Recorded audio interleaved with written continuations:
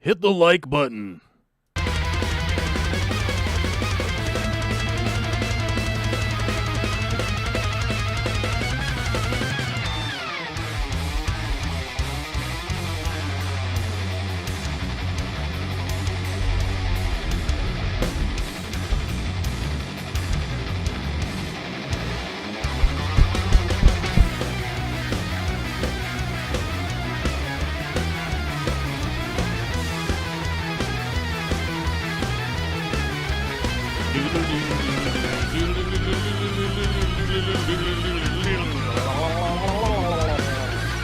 Alright, nobody hit the like button. So we're just going to listen to music all day. We're going to listen to music all day. We'll listen to this all day if we have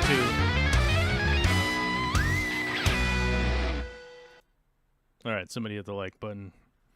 They did it. It happened. Where's the other button? Where is the other button? Okay, there it is. I had to close. We had to close the windows.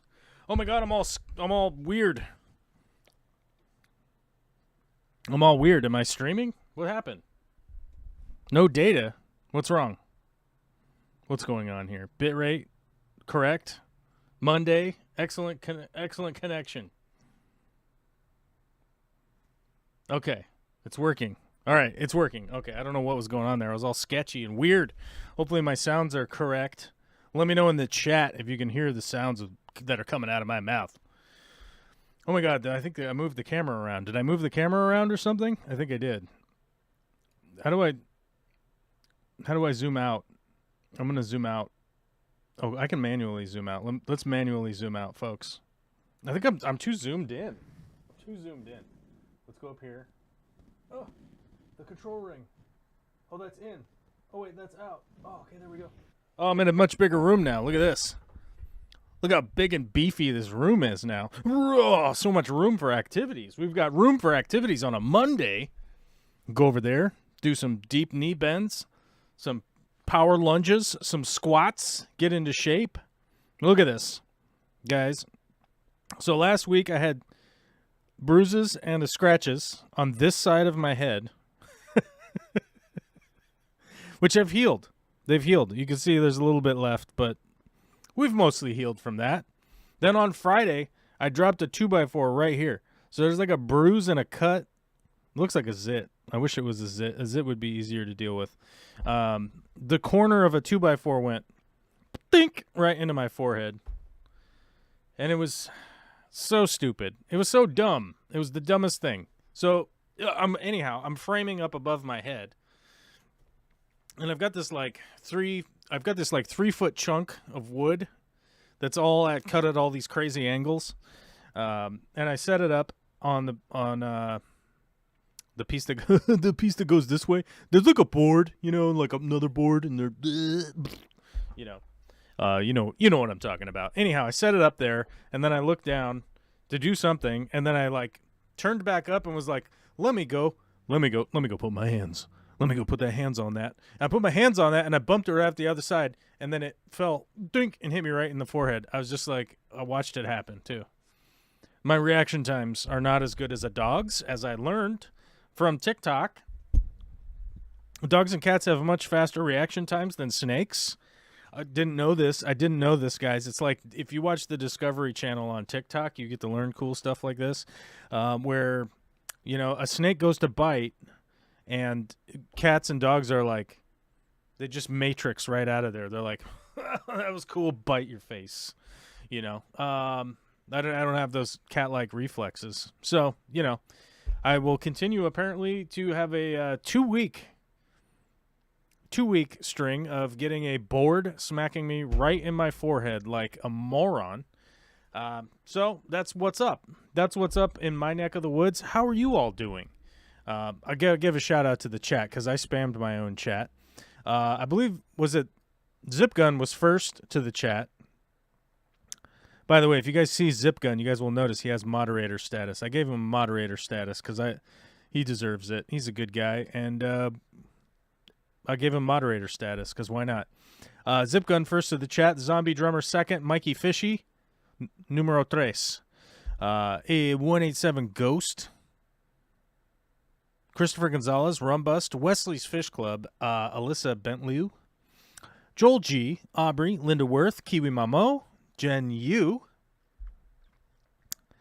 Huawei is here. Why are we always yelling? It's an abbreviation for why are we always yelling. Huawei. Get it? We get stuff. Shout out to Replay Team 6. If you're watching this after the fact, you are in fact Replay Team 6, and you have a responsibility.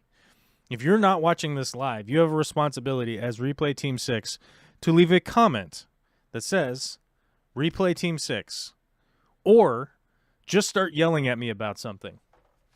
Okay? That's the rules. That's the rules. I'm dropping rule. Rule number 1 in Corvus Oskin's live chat, live stream event. Okay? In the live stream event around here, rule number 1, you got to leave a comment on the video if you're watching it after the fact. Either Replay Team 6 or yell at me for being stupid about something. Like getting hit in the face with lumber. That's good. I'm just giving you material. You got to do it. Why not? Because it's Monday, okay? We're all a bunch of grumpy McGrumpertons on Mondays, right? Isn't that where we're supposed to be? Like, I got a case of the Mondays. Well, have a case of the Mondays in the chat. Who's Salient Aquatics? I don't know. I don't know who Salient Aquatics is, but they've reached almost 250 subs. I'm getting there slow but sure. Do it. Get there. Get there slow but sure. If you need a recommendation for building your YouTube channel, make short videos. Make shorts. That will be the way to succeed on YouTube these days. Make short videos. 45 seconds, minute, 30 seconds, stuff like that, about a thing. Let me find something on my desk. Let me find something of slight interest on my desk. My desk is pure chaos right now. Pure chaos. I was trying to see if I have something fish-related on my desk, and I don't. I don't have anything fish-related in here, because there really wouldn't be any reason for it. Here we go. I got a tiny Bluetooth speaker. Somebody got me this as a stocking stuffer for Christmas. It's a tiny Bluetooth speaker. Make short videos about this tiny Bluetooth speaker where you're like, it does this. It plugs in like this. Check it out. It's the bee's knees. Blah, blah, blah. Scooby-Doo. And then tag all the words that could have anything to do with that Bluetooth speaker in your short video. And just keep doing that. Do lots of shorts, and it will help you grow. And if you're wondering if that will work in the fish community, the fish tube community, look up a YouTube channel called Fish Forever. They've acquired 2 million subs by uploading short videos. They did long videos before, but then they started doing TikTok videos, TikTok-style videos that are pretty short, 2 minutes, whatever, and they've blown up to 2 million subscribers, and they haven't even uploaded anything in over a year. And they're currently... Let's look up their social blade. Here we go. This channel right here. Let's see. We need to add source so that you guys can see what the F I am talking about. And I mean F as in fart. You guys know what I mean. Farts, bros. Oh my god, where are the buttons? I should probably live stream more often so that I know where the buttons are, but you know how it is. Oh, there it is. There's the button. Boop. Smart select. Social blade. I'll let you guys look at this. So here's a perfect example of a YouTube channel that is currently crushing it by doing short videos. Okay, you can look at it now with your eyeballs. Total grade A-. Social blade rank 3,328th. Subscriber rank 1,100. They haven't even uploaded a video in over a year. They are currently getting 10,000 subscribers every third day. Every third day. So they're getting 25,000 subscribers a week. 28,000 subscribers a week. 28,000 subscribers a week coming in on a YouTube channel that hasn't even uploaded anything in a year. Average estimated yearly earnings, 240,000 to 3.9 million. So it can be done. You can do it. You can do it too. So here's the blueprint for you. The Fish Forever channel. They did fish videos. 2 million subs. Just do this. Just do that. There you go. There's the blueprint for you guys. If you're wondering what to do with YouTube these days. Boom. We brought it to you live on a Monday. Okay. Yeah, if you're wondering what to do, that's what you got to do. So 250 subs. You should be getting 28,000 a week is what you should be doing. You know, that's where the benchmark is now. There you go. So do that. So just do that, basically. Anyhow, how many shorts, nay, do you think one should do? I was doing 2. Realistically, if you're looking for like channel growth, you should be doing one every day. The expectation would be that you do a daily one at this point. Everybody says quality over quantity, and that is just factually inaccurate these days. These days, it is quantity over quality, with particularly with outrage involved. If you can have some outrage involved also with your quantity, it's good to go. Look up Tim Pool. If you're wondering who Tim Pool is, go look him up. That's a perfect example of quantity over quality, right? You're not. There's no quality there. It's just shotgun blast diarrhea into the YouTube universe, and making millions of dollars and building skate parks in their house and stuff. You know how it is. Anyhow, moving on. Tim Pool sucks, by the way. If anybody's wondering, I don't like Tim Pool. I think he's an idiot, and I don't like him. So yeah. If anybody was wondering, you're like, oh, what? Maybe he really likes. No, I don't. Just to be clear. With TikTok, no one has any attention span. I like it. YouTube has separated shorts from videos on a channel.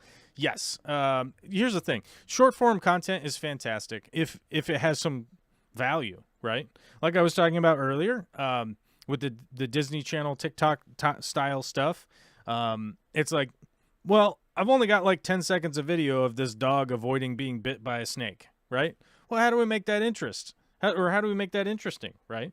You can make that interesting by adding some facts, and here's what it is. Like, the dog's response time is this many milliseconds.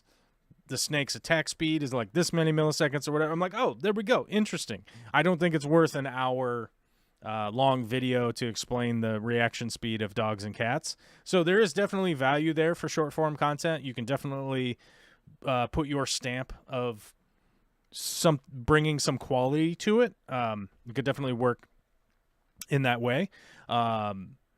So I think there is value to short stuff because you don't, like I said, you don't need to know an hour's worth of the evolution of the dog's response speed or whatever. Like, there's a bunch of stuff that you just don't really need to know, and you could just be like, hey, that's a fact, and maybe you want to drill in on it later.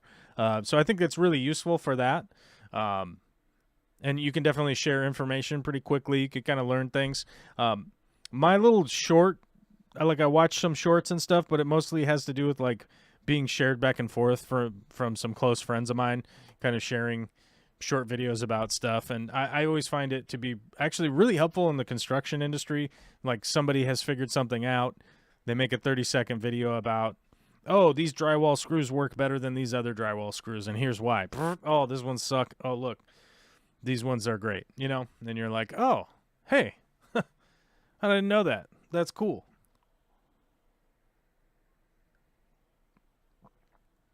Aubrey says, I hate shorts, but I get sucked into the doom scrolling. I could understand. I could understand. You definitely have that like dopamine response type situation. And I think you just have to like actively make a decision like, there we go. I'm done. I'm not watching that anymore. Right.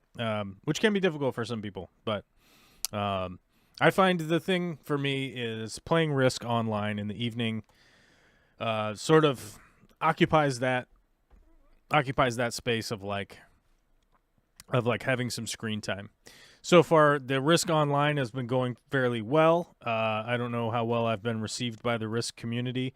That seems to be not going as well as I would have hoped, but whatever. I don't know. I'm a grandmaster, whatever that means, for whatever that's worth.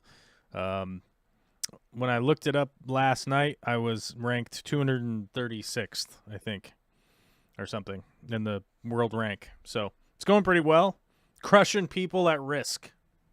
Oh my God, crushing people at Risk. It's fun. 6:30 a.m. If I put a short out, it gets the most views faster. Yeah, you always want to put your video out at the best optimal time for when your viewers are on. YouTube actually has that built into their analytics system now, that it shows what day and what time the best time that most of your viewers are online. So you want to have that video come out at that time. If it turns out it's midnight, just put it out at midnight, because that's when most of your viewers are going to watch it. So you definitely want to do that. But those analytics exist now on the back end of YouTube. If you're a YouTube creator and you want to be a creative, then you can just go look at it and go like, oh, here's Wednesday, not a lot of my viewers are online, but Thursday is good. I'm going to do that. And you'll definitely learn over time when you want your content to come out. So people, you don't necessarily want to target people to know when your stuff comes out anymore. You want to target them to just be online, and they'll probably pop up in their feed, right? I would hate them less if my feed didn't get all junked up by videos that I scrolled past. That's true. I wish it would be easier to not have so much stuff like inserted into your feed. I think that would be good if you could actually, like, if there actually was a tool to just be like, I don't like this. I don't like this. I don't stop showing me this. I don't want to see this anymore. I don't want to see the booty girls on Instagram, right? Like, just stop. Don't show me that. I don't want to see that, right? Excuse me. I watched like farrier and shearing content in shorts. Ooh, actually, that's a good one. That's actually a great content. That's great content. It is really interesting, and I agree, 100%. Farrier content. Oh my God, if somebody's putting horseshoes on an animal, I'm interested. I want to check that out. I agree, 100%. They're like trimming a hoof. There's like an infection. They got to trim it back. They got to put the glue on there. They got to put the new hoof on there. Oh my God, I'm into it. Or they got to put new hooves on. New horseshoes, I mean. Not new hooves, new horseshoes. That is wild. That's wild stuff. I love it. Salient Aquatic says, yeah, I was wondering if I should keep doing videos or not, as shorts get the most views hands down. I was doing one short a day and a video a weekend and live on Sundays. So live will always destroy your channel.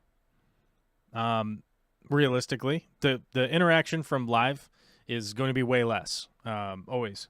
So if you're trying to grow a channel, doing live stuff like this is not good for your YouTube channel, to be clear.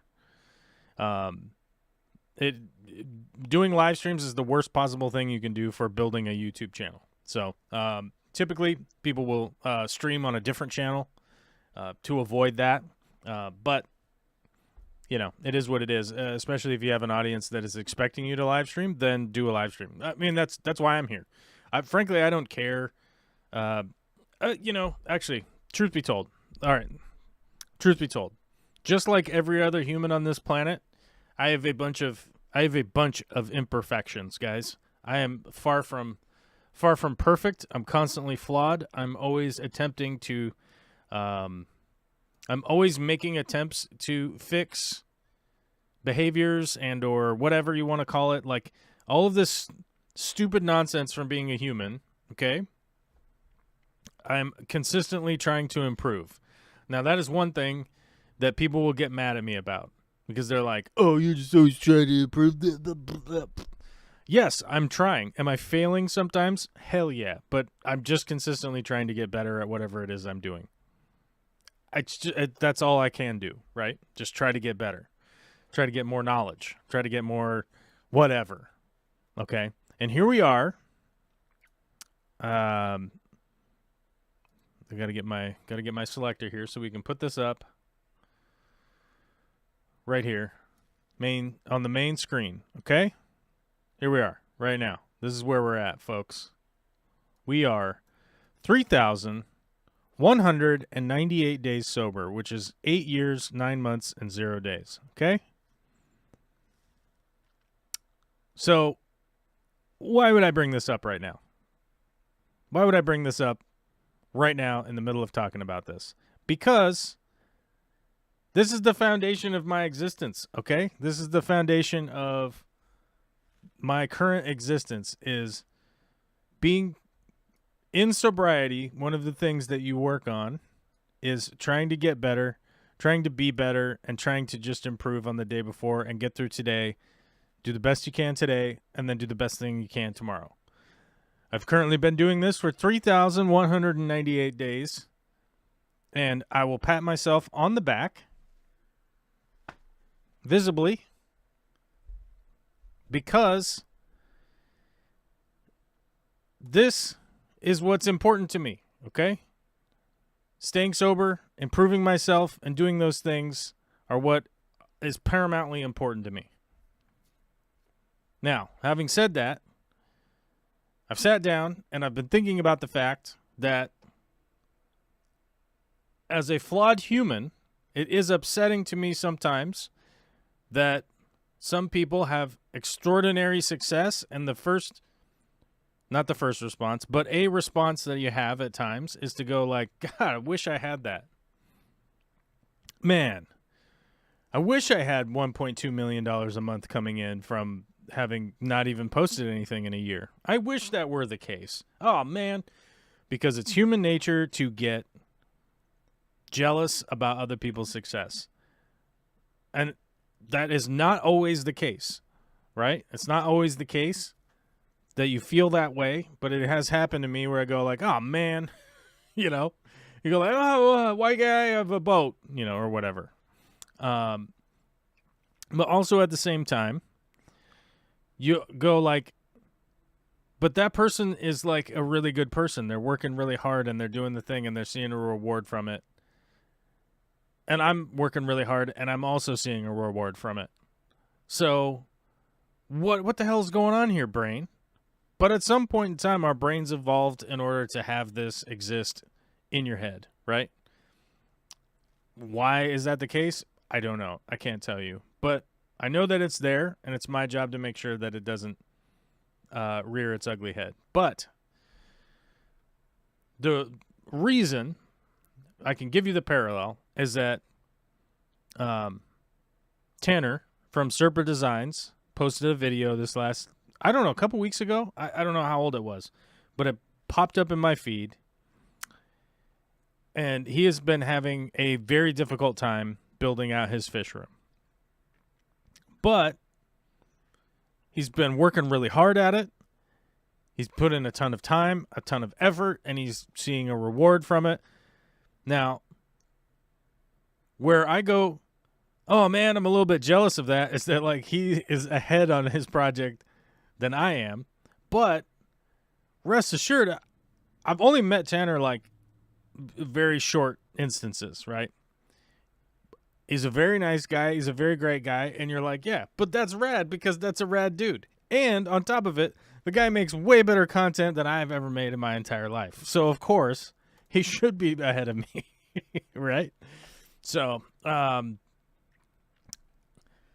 guess to explain all of that stuff is just to go like, if you are at the beginning point, like don't get discouraged. You just keep working on it every day, and you're going to get a little bit forward as time goes by, right?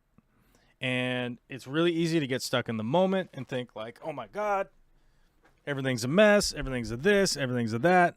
But if you just keep working at it, eventually you're going to get to your goal. And that's what everyone should be focusing on at all times. And like I said, from showing that Fish Forever channel, they haven't even uploaded content in a year, and they're probably just raking in the cash, and you go like, man, I'm kind of jealous of that. But also at the same time, we don't really know the backstory why they haven't uploaded anything in a year. There could be really terrifyingly bad things happening to them, and but hopefully everything is good. Hopefully everything is good. I found doing a live once every age gets new viewers. Frequently it crashes. That's from me doing it twice, maybe 3 times. Don't do it when it clashes with big channels. Haha. Frankly, don't ever make your schedule around a big channel's schedule. Don't ever do that. 100%. Because if people are going to watch your content, they're going to watch your content. Period. End of story. If there's 2 million people watching the Fish Forever channel, for instance, that means that there's at least 2 million people that are watching a channel that hasn't even posted anything in a year, right? So let's say 50,000 of them are watching some other big YouTube channel. And to use Tanner as an example, like Serpa Designs, right? Let's say Serpa Designs is live, and 50,000 people are watching that channel. That means there's 1.95 million people potentially that watch the Fish Forever channel that could just be watching your channel, right? It's just don't ever take that stuff into consideration. If you're doing the thing, you do the thing. Do it. If you have nobody watching, just do it. If you have everybody watching, just do it. It's all good. Just don't kowtow to anybody else, because regardless of what your schedule is, there will always be somebody else that's conflicting with your schedule. So just do it. Is my point. To sort of shrink that point down. Oh my God, I got a AAA kiss. What's up, dude? Oh, AAA got a kiss. Oh man, I didn't get no smooches. Where's my smooches, Huawei? What's the deal? That's a good number. Looking forward to you adding to it. Yeah, me too, Zip. I'm going to keep adding to it every day. Vet content interests me. Occasionally I disagree, but I just like to know more about that career. Yeah, I mean, animal husbandry is always like super interesting, especially if people are like knee deep in it and they show you the most interesting parts of it. You know, yeah. I mean, I feel like it's just great content for everybody out there. What else were we going to talk about today? Fish tanks. Oh, that's right. So in the description today, I wanted to talk about like fish tanks are wildly important to me, but they are not like they're not the complete and utter focus of my life. The complete and utter focus of my life was the thing that I showed you earlier, which is staying sober and being the best that I can, right? That's it. I'm staying sober for today. That is my goal. That is what I'm doing. I'm going to accomplish that goal. And in the meantime, I'm going to do the other things of trying to improve myself, improve my living position, take care of my family as best I can, and continue to work as hard as I can at my jobs and the things that are going to be paid, right? So, yeah, Sailing Aquatic says, I've been subbed to you for a couple months. Second time watching your live. Certainly appreciate your advice. Only been doing YouTube for 7 months. Yeah, I mean, the thing is that, like, I've been on YouTube for a really long time. I don't even know how long now. Like, I think 2008 was my first video. I don't know. Let me go to my channel. I don't know. I've been around for a really long time, and I know that people are like, you should have a bigger channel. And it's like, I don't know. Should I? Really? Let's go filter, views, title, visibility. No, we want by date. How do we go down to the end? Oh, here we go.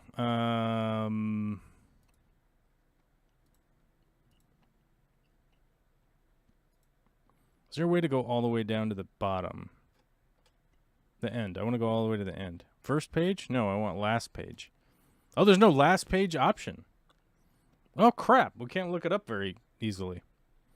Live posts, stories, playlists. Bum, bum, bum, bum.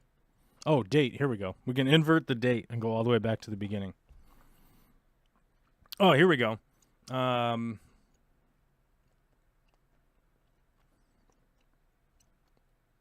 So my very first fish tank video was posted in 2012. A lot of my first earlier videos were posted in 2009, I think, looks like. And 2009, 2010. But my first fish tank video was 2012. So I've been around for a long time now. 11 years, I guess. 11 years and 1 month. So it was January 13th, 2012 was my first fish tank video. Is it private? Oh, I have it listed as private. Let's list it as... We'll go unlisted. It has 21 likes and 711 views. Where's the get a shareable link? Okay, here we go. Here's my first video of just fish tank stuff. Should we watch it? Uh-oh. Something went wrong with my chat. My chat window exploded. We'll have to get a new one. Pop out chat. All right, here we go. We gotta get my chat back. Where did I? Oh, here we go. 23-13 Raiders. In the NFC, the big question: Giants front four and great Lambeau memory against the 15. Oh my God, it's literally like NFL, ESPN NFL, like playing. Chris Berman is playing in the background, walking around like my crazy old apartment with all my weird fish experiments. Yeah. So if you guys are wondering, like, yeah, I've been around a long time, and some people will say that, like, oh my God, your channel should have more subscribers, and it's like, I think the reality is that, like, it probably shouldn't, because I haven't really posted anything that is so, like, confoundingly important or whatever for the world that it probably shouldn't, I guess, you know? So, but speaking on that, people will be like, well, how's your studio coming along? And the studio is coming along. We're working on it. I'm doing all the electrical right now, and it's taking longer than expected. It's taking longer than I expected it to take, and it's taking longer than I would have expected it to take. But the electrical is coming along, and the big thing is that I want to make it. I definitely want to make it as bulletproof as possible. So that's kind of the big thing is like, well, why is the electrical taking so long? Well, mainly because I can only work on it for short periods of time. So that's a big issue.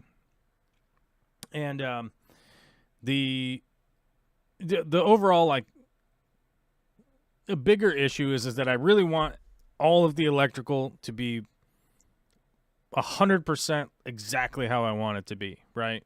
Like, I want an outlet over here. I want an outlet over there. I want networking tubing to go over here. I need this to go over there. I need probably these light switches, those light switches, some other light switches. I need blah, blah, blah, blah, blah. So, you know, and I just want it to be right so I don't have to go back and cut up a whole bunch of stuff. So I have been double checking, triple checking, and making sure that everything is exactly where I want it. And just making sure I have enough outlets everywhere, enough protected outlets. So far I've run 4 circuits out to that room. That's all I need. I don't need any more than 4 circuits. That's going to be plenty. My initial count for how many outlets I was going to be putting out there was 18 outlets in the room. That number has since gone up because I want to have some up high outlets, some other outlets over here. You know, I'm basically putting them everywhere, so it's never a problem. And end up with an extension cord or something goofy like that laying on the ground. I don't want it. I don't want an extension cord anywhere, and I don't want any of that crap. Today, I'm working on some of the blocking. A bunch of the blocking is going to be going into the walls, which means, yeah, I am getting close to finishing the electrical, which is good, and we'll be moving on. We'll be moving on with that fairly soon. And as soon as we move on from that, that means it's insulation time and plumbing. We'll get the plumbing in. I'll get the plumbing pipe drawn in, but I probably don't even need to do the plumbing ahead of time because I decided to put the plumbing on the interior wall instead of on the exterior wall. And reasons for that is just to protect the water system. Like, I really don't need the water system to be on the exterior wall. It's just more chance for freezing and that kind of stuff. And then when wintertime comes around, I'm going to have to protect the pipes even more, blah, blah, blah. If I have them inside, I don't have to worry about it so much. And that just means less worry, and less worry is good. Yeah. Livingston Custom Fab says, I think some of your earlier Aquascape videos would do great as shorts or TikTok. Yeah, I mean, I think realistically, like, I am going to probably spend a lot of time working on a lot of short videos, especially around aquascaping, and I think a lot of the plant species videos, I'm going to rewrite them. The species highlight videos, to try to get them down into like 60 seconds and stuff like that, so that they can be like, people can just like go through all of them as frequently as they want, instead of having them be like, oh, this one's 6 minutes and 21 seconds long, or 4 minutes and 84 seconds long, and then you got to do the math and realize that's 5 minutes and 24 seconds, right? Because you're like, 84 seconds, what is he talking about? So yeah, so I think a lot of that stuff is going to end up being short videos. Realistically, when I go back and start filming the Plant Encyclopedia 2.0 or 3.0 or 4.0 or whatever you want to call it at this point, I want those videos to all be shorter. They seem to be like too long right now. Rumbust is here. The correct number of outlets is as many as you have, plus one more, always. Yeah, I mean, truthfully, that's probably true. Not sure what the code is there, but you can only have so many outlets per 11 feet of wall. Yeah, it's true. You can only have so many. But I have 25 feet, 25 feet, and 12 feet. So do the math. I would have to check. Because I don't know it off the top of my head.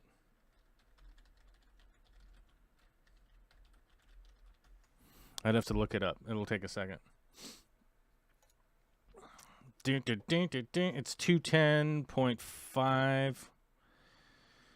It's in the 210 section. 210.52. No point measured horizontally along the floor line in any wall space more than 6 feet from a receptacle outlet. Yeah. So, kitchen countertops, receptacles. Yep, receptacles shall be on each outer space, 12 inches wider, or at each island. Outdoor receptacles.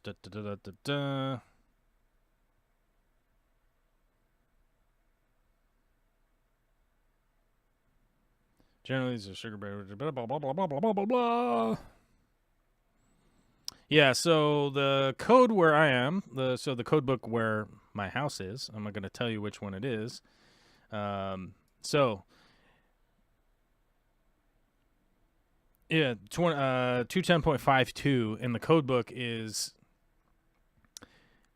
receptacle outlets in habitable rooms shall be installed so that no point measured horizontally along the floor in line with any wall space is more than 6 feet from a receptacle outlet. A receptacle shall be installed in each wall space 2 feet or more in width. And then... So, I mean, there needs to be an outlet within every 6 feet is basically what that means in a fancy way. Yeah, I recall looking this up a while ago, and I don't think that there is a maximum amount per wall here. 5 feet of the premises, round pipe, electrical code, Yeah, I mean, I don't know. If somebody has a code for me to look up, then I will gladly look it up and adhere to that. Obviously, or I guess not obviously. My garage will be inspected. So, hey man, if the inspector has a problem, I will change it. Otherwise, I won't. If the inspector says, "Hey, this is effed, you can't do that," okay, I'll change it. But yeah, we'll get it swapped. How many tanks do you have, sir? I currently, right now at my house, I have none. I have no tanks at my house currently. I'm working on the project to build that out. We moved to this house. I broke down all my tanks to move here. We moved here in June last year. So we moved here in June last year. We've had a lot of stuff since we moved here. We changed out the roof. Water heater, refrigerator, dishwasher, washer, dryer, all changed out. Cut down trees, milled the lumber. What else have we done? Rats in the crawl space. New garage doors, new wiring, new electrical panel. New outlets for the exterior of the house, rewired. Took out a hot tub wiring. Put in 2 RV outlets.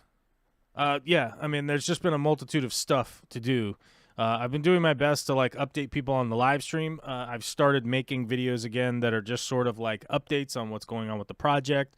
And mainly because it does engage with people that are just don't have time for a live stream or an event that's an hour long or 2 hours long or any of that kind of stuff.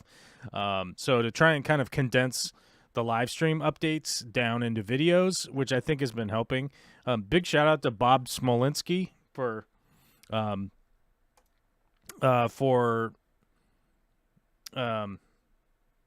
doing a super thanks on the latest video, like rockstar style.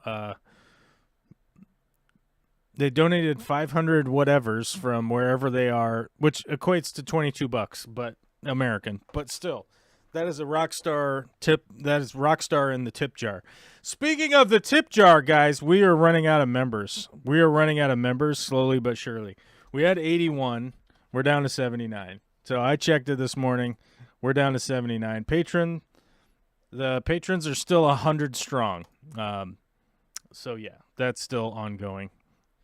With the patrons, still 100 patrons. That's not enough. How many tanks do you think you want max before you start getting those $300 electric bills? We got a $700 electric bill for December or January. I forget. Because our HVAC was malfunctioning and it wasn't defrost cycling. And then we went back to a $100 bill, $100 monthly bill after that. So how many tanks do you think you want before you start getting those $300 electric bills? I mean, you guys don't have to worry about my electric bills. It won't matter to me really. So, yeah, I mean, the electric bill is going to get paid whether anybody likes it or not. Eventually, if the electric bill was so high, I probably wouldn't be able to do YouTube anymore. I think that would be the reality because I would just have to go work more out in the field. So I would just be taking every job that came in the door. That's the reality. Like, you know, if I mean, I hate to put it this way, like, because it sounds so like vain or weird or whatever the hell it is, but like, if YouTube wasn't worth doing to a point that it was a detriment to my life, my family, my livelihood, then I would stop doing it, right?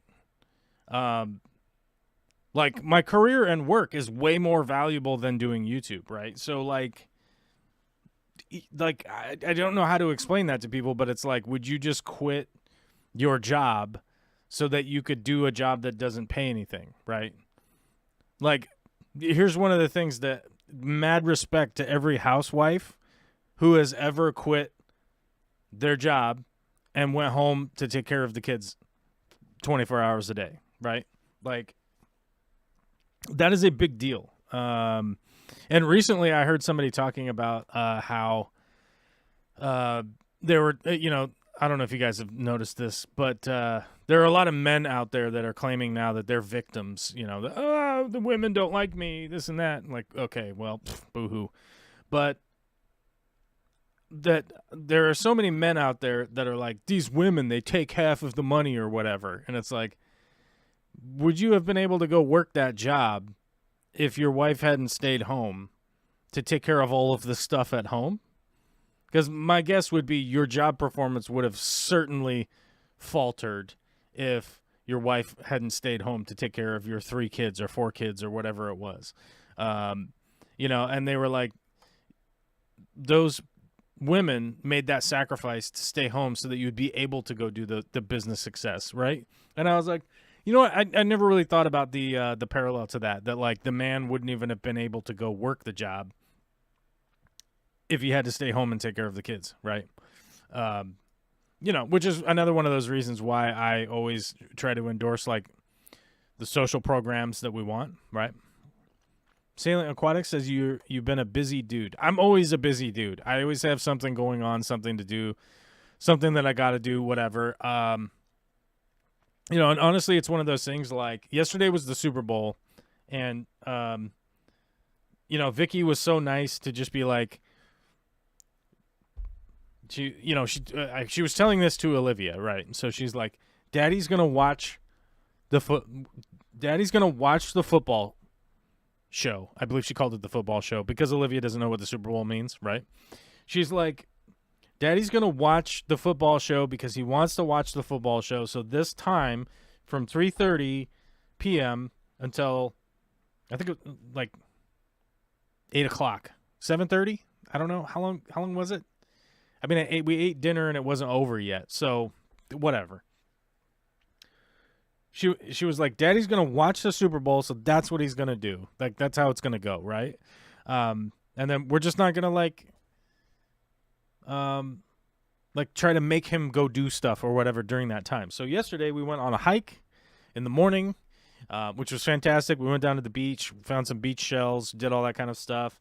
Then we came home, had some fun here, like goofed around. And then like at 3:30, it was like, you know what? I just gotta chill. I gotta chill, dude. I got to just chill. So I watched the Super Bowl. Really kind of a just humdrum kind of game. Every TV commercial that came on made me realize that like I could do advertising really well. You just come up with stupid ideas, like there's a rabbit behind here and he's looking from a tree and rabbits are weird. So it's our commercial. Get Ben Stiller to be in it. Right. And you're like, well, they're making that commercial, okay. And then it's on the Super Bowl, but, watch the game. A lot of good football. First half, pretty clear that like Philly was going to win. Kansas City came up with some clutch fumble runbacks for touchdowns, that kind of stuff, and managed to stay in it. Then, the last call of the game where they called that interference, I thought that was not even remotely pass interference at all. And frankly, I don't have a favorite with that game. It's Kansas City, Philadelphia. I just don't care about either of those teams. So I was like, well, whoever wins is going to win. But the last play where they called interception or interference, and they were just able to just like run out the clock and kick the field goal. I was just so stupid. So I thought that was a bummer. But you know what? The refs are out there and they see stuff and they're like, that was interference, and they throw a flag out there, and you can't just pick up the flag and be like, oh, never mind, guys, because especially the conspiracy theorists, they can't handle it. The conspiracy theorist people can't handle the refs picking up a flag, like, oh, I thought it was interference, but I just threw the flag out, but it was kind of knee jerk, Yeah. I don't want to retire, assuming I get the job I want to do, but university lecturing professors, no one seems to retire. Yeah, that's a big issue in the world these days. Yeah. That is a big issue in the world these days, like people not retiring. I don't know. I always said I don't think I want to retire. I get bored fast and always got to keep busy, or I start fixing things that are not broke. Yeah, but you could still keep doing that stuff. You can definitely stay busy in retirement. And also, there's no reason that you can't go back to school in retirement. I actually know some people that retired. They started taking courses at like 72 because they're like, yeah, I was interested in this my whole life. I never had an opportunity to do it. So I have the opportunity, I have the time and the resources. I'm going to go take some classes. Like, community college is really affordable these days. I don't know. I don't quote me on the prices, but last time I went, it was like $900 for a quarter or something like that, and I don't think that the prices have changed that much. How much is community college course cost in Washington State? Pearl. Let's find out. For Washington community colleges, the average tuition was approximately $4,000 per year for in-state. So 4,000 divided by 3, so you're like $1,400 a quarter, right? So yeah, like that should not be a big deal. That should not be, that shouldn't be stopping anybody from going to take some classes. Bates Technical College is $5,300 a year. Big Bend Community College is $4,200 a year. Yeah, I mean, it's really definitely affordable. If you're in retirement, like, consider taking some courses, man. Like, how fun would that be? You're like, I could go take some classes where I could learn some shit from some people without the worry. You could just literally be interested in the thing. Which is how I engage with life, by the way, guys. Like, I get interested in something, I just try to learn everything about it. I don't know. It's probably not a great way to operate in life because I'm just such a weirdo because of it. But, yeah, that's how I am. No way I'm going to turn a bus into an RV and put a big decal on it and drive around until I get sick of that and sell you the bus. Hey, man, you want to drive around a bus with a big decal on there, go for it. Yeah, I mean, you can put whatever on there, though, really. The sky's the limit on whatever you want to put on your RV conversion bus. I get what you're saying. 4 kids is a job in itself. I don't know what I would do without my wife. Yeah, I mean, that's the thing. I don't know how many of these boomer dads or whatever out there are like, oh, my God, I'm the only one that ever made the money. It's like, yeah, dude, you wouldn't have been able to make money. You don't even know how to make dinner for yourself, let alone for all these other people and all this other stuff. And you wouldn't have been able to go to work. My dad retired from where he worked for 40 years to get a job delivering transport trucks and similar-sized vehicles. Well, there definitely is, like, part-time work, and definitely there is, like, contracted work, right? Stuff like that where it's like you're literally doing contracts. You're like, oh, I got three jobs next week. That's cool. I'm going to go do those 3 jobs. Boop-a-boop-a-boop. Yeah, there's definitely options like that. But I think it's really weird when how late people are retiring now as compared to before, but a lot of that has to do with like the stripping of pensions. Like, pensions don't exist anymore, any of that kind of stuff. So I'm sure that's why. It's like looking at your retirement account and going like, there's not enough in there. I guess I'm going to keep working. Like my dad, for instance, that's his deal. That's 100% his deal, is that he just has no money to retire. So he can't.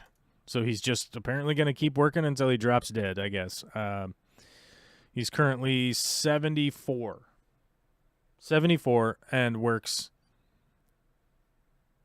1.5 jobs. 1 full-time job and 1 part-time job. And it's ridiculous. I don't get it.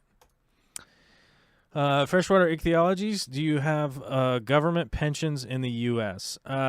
If you work for the government, yes, but it also depends on the branch because, like, so my aunt worked for the National Oceanographic and Aeronautics or whatever, NOAA, right?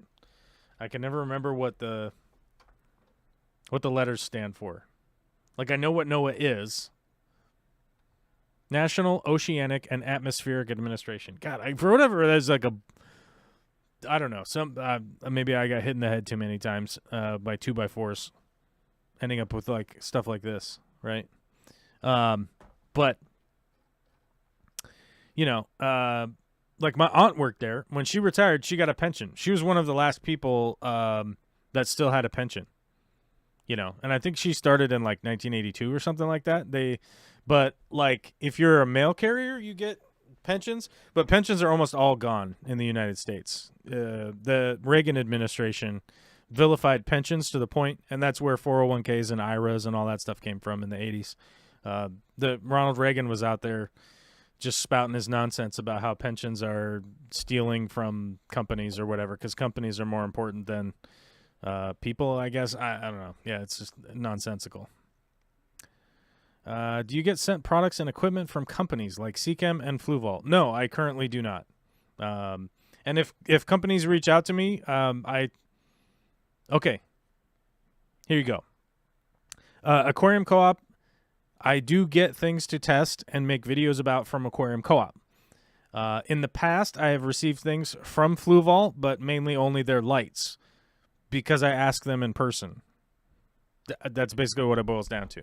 I have received other things to test from other companies.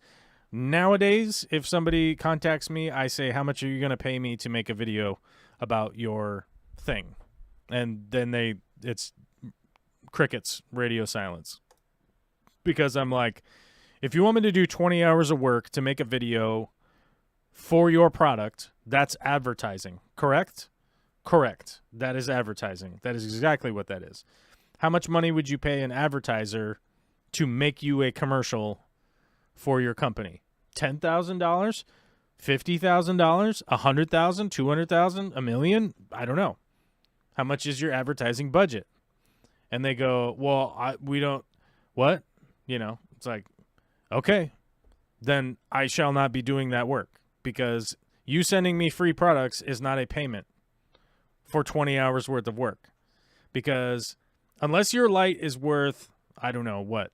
Let's say you send me a light.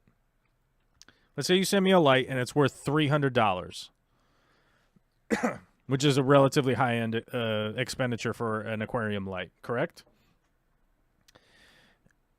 There is a math equation there that you could do to say, oh, like let's say it's 20 hours of work to make a video that is essentially a commercial for a product, right? Let's say it takes 20 hours. If you divide, and I just because I am live streaming, I'm legit going to use my calculator like an idiot, but this is how it goes. I don't want to say the wrong number because I thought it was 15 and it is 15. Okay. If you divide 300 by 20 hours, that's $15 an hour, right? $15 an hour is minimum wage, right? Just as a heads up, guys, I don't make minimum wage at work, okay? I know it's a shocker. I know that it's a shocker, and you people have got to pick yourselves up off the ground from the passing out from shock. But when you pick yourself back up, hit the like button because it's for some reason it's important. Okay, moving on. I don't make minimum wage. So why would I suddenly go make an advertisement for a company that is going to make sales based off of my advertisement for minimum wage, right? Why would I do that? What's the benefit to me, right? Well, I guess the benefit to me is that I'm going to become more renowned, I guess, right? Now, let's say that this company employs slave labor in Thailand to make these lights. And I don't know about that, right? I don't know about that at the time because I don't know what this company is up to, because I literally am just making a commercial for a company that I don't know the inner workings about at all. All I know is I got this light and did it shine it on my plants, and did my plants grow, and my plants grew good, and this is the spectrum, and here's the par meter, and here's how much light's coming out of it, and look at all these features, and blah, blah, blah, right? So I don't know what these companies are up to, and then all of a sudden, here comes the backlash. Then when somebody finds out that this company is operating something insane behind the scenes, right? And I go, oh, well, they sent me a free light, so I made a video about the light. Well, sorry, guys. Right. I don't know. It seems like a weird place to exist, right?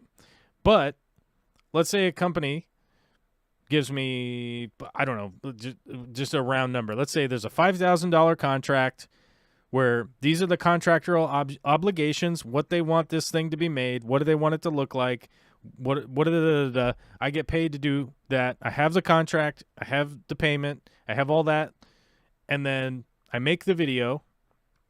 Then they do what they want with the video. They own it. It's their product from there, right? I don't have to put it out on my channel where it's me endorsing the thing. It's literally just me making the thing for them. And then everybody finds out that it's child slave labor that's making the thing or whatever, and they go like, hey, man, you made this video. And I go like, look, I had a contract. This is how much I got paid to make that video. I made that video. They took the video. They put out the video. They did the thing, blah, blah, blah, blah, right? So at the very least, you would have like a legitimate like commercial application as to what it was that it was doing, right? And that's like the big issue, right? Frank Avila says, what happened to Jimmy? Haven't seen any videos from him. I talked to Jimmy the other day.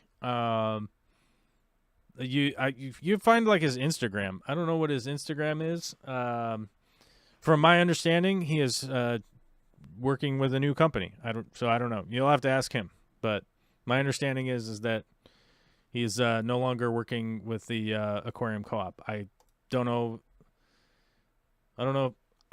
From my understanding, I saw that he had posted on Instagram that he's on his new company, right? Oh crap! I don't know if I.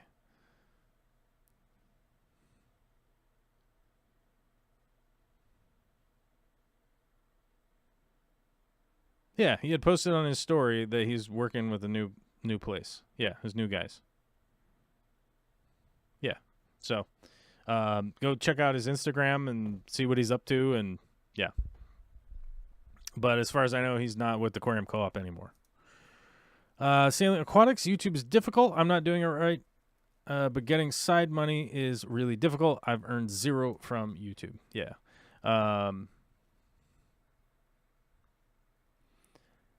Accidentally hit caps lock. I wasn't yelling. Yeah, I understand that. And I know I got a long way. Yeah, it takes a long time. But yeah, if you just stick with it, yeah. Blimey, Noah, I think it is massive or amazing from what I know. I understand pensions for people earning stupid amounts, but there are many not. Yeah, I don't know. I mean, the thing is that like pensions have gone by the way of the dodo bird, basically. Like the pensions are gone because they're gone. The American public was tricked by corporate interests that being invested in 401ks was better than having a pension. Is basically what it boils down to. And whenever I talk to people about this, they're always like, "Huh?" But for instance, my dad's 74. When he was a kid and growing up, almost all of his life, he grew up in the shadow of World War II. My grandfather was a captain in World War II, a bombardier captain, and he bombed all sorts of people. I forget how many. I'd have to look up his record, right? It's like his sports ball record, like how many places did he bomb? It was a lot. I'd have to look it up to give you a specific number, but he went on a lot of bombing runs, basically. Anyhow, that was my dad's dad, and my dad grew up in the shadow of World War II, then went into Vietnam. He went to the Vietnam War. He was over there, did all that stuff, came back here, worked for Ford Motor Company for however many years, and then eventually worked for the school district, believe it or not. My dad was a janitor, cleaning toilets and mopping floors and doing all that stuff. Now, if you were to talk to my dad throughout the entirety of his life, what did the stock exchange mean to you? Up until my dad was probably in his 40s or 50s, he probably thought, oh, that's like a weird thing that weird rich people do, whatever. Like, this was not in the consciousness of the American people, right? Because the stock exchange was this weird thing that weird rich people were doing, investing in companies and doing all this weird stuff. In the 80s, the introduction of the 401k, the IRAs, the Roth IRAs, all that kind of stuff was brought in as a way to couple the money that Americans were contributing and tie it to the stock market, right? Because now the American people would care about what the Dow Jones was doing, right? You take all that money that the people were retiring, that they were putting aside for their retirement, they're putting it in these 401ks. All the 401ks invest into the stock market. Now the American people, because they're all tied to the stock market, they care about what's going on in the stock market. So whenever it came to passing a bill or passing legislation to basically deregulate, allow them to continue to expand and do crazy stuff, generally people were in favor of it because, well, if the stock market goes up, I'm going to have a bigger retirement, right? So the existence that we live in now is not the historical existence of America. And I'm saying because of America, because I'm American, I live here, and I'm speaking American context, right? That's not the existence that has been going on for much longer comparatively from the 80s to now, right? Everybody now kind of knows what's going on with the stock exchange. They kind of know what's happening. They got a 401k. They're putting money into it. They got a 501(b) or whatever they got.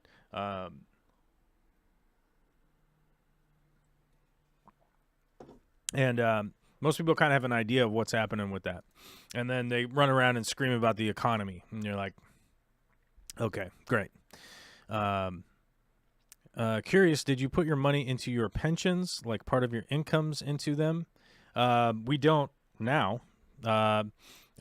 A part of our money actually goes into our retirement accounts. We don't have pensions. The retirement accounts are individually held. And as a matter of fact, like today, one of the meetings I had to have was with my retirement account manager. He's a great guy. No fault to him. He's living in the world that we're living in, and he's investing my retirement money as best he can. And hats off. He's doing a great job. Everything is totally, one of the things that that we all have to like reckon with is that we live in the world that we live in, right? And as much as I would like grand systemic changes to happen, me liking that doesn't mean that's suddenly going to change the world. Now, I can influence a little bit here and there from time to time, maybe some people's opinions here and there, a tiny bit or whatever. But the reality is that we do live in this economic space, that it is structured the way that it is, and I'm doing my best to interface with that as best I can, to see that I can have the best outcome for that old lady that just running by there. And I'm just kidding. Vicky's not that old, but she apparently gets cancer sometimes. Her, the old guy in this painting back here, me, and my daughter, and make sure that we are as stable as we can going through life and give her the best opportunities that I possibly can. And so, yeah, I mean, as much as I advocate, and as I posted on the Discord today, I did my voting. I don't know if you guys vote where you're at, but I voted today for the local levy that was happening for schools. And yeah, so I do what I can. I'm doing what I can, and I'm doing like I said, I'm doing it the best I can. Facebook in general, and I've got plenty of free products. That's different though and inconsistent. I also have a rule: I won't support brands I'm not 100% behind.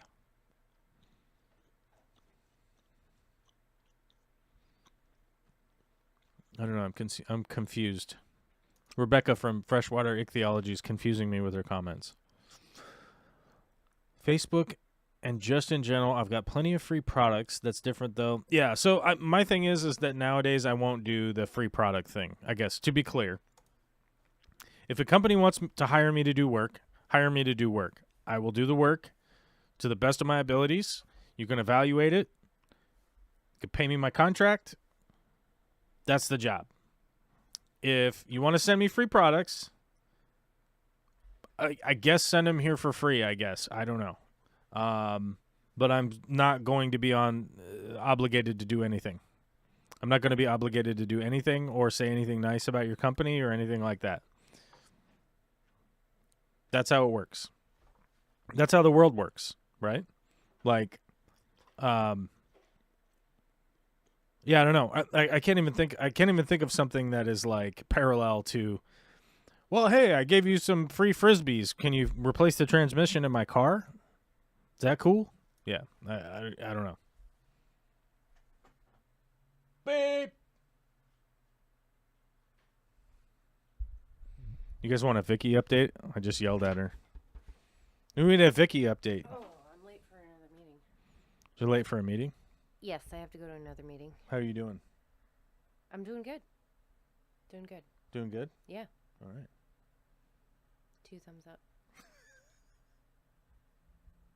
2 thumbs up. 2 thumbs up. If you had more thumbs. If you only had more thumbs, you give 4 thumbs up. Oh, don't get your feet on. People get weird on the internet when you get your feet on there. Okay, Don't do that. Don't get your feet in there. Yeah. Vicky's doing good. She's doing all right. She's late for a meeting, apparently. Oops. Oopsie doopsie. Okay. What else were we talking about? Thanks to my union, I still have a pension. That's right. Mikey Fishy is in a union and still has pensions. I forget what percentage, what of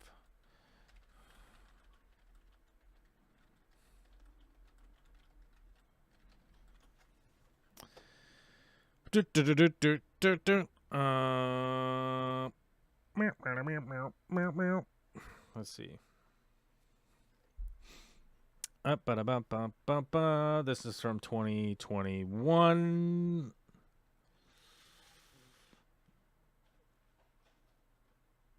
Yeah. So IRA accounts 18%.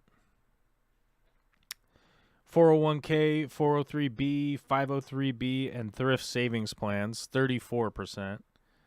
Defined benefit or cash balance plans 13%.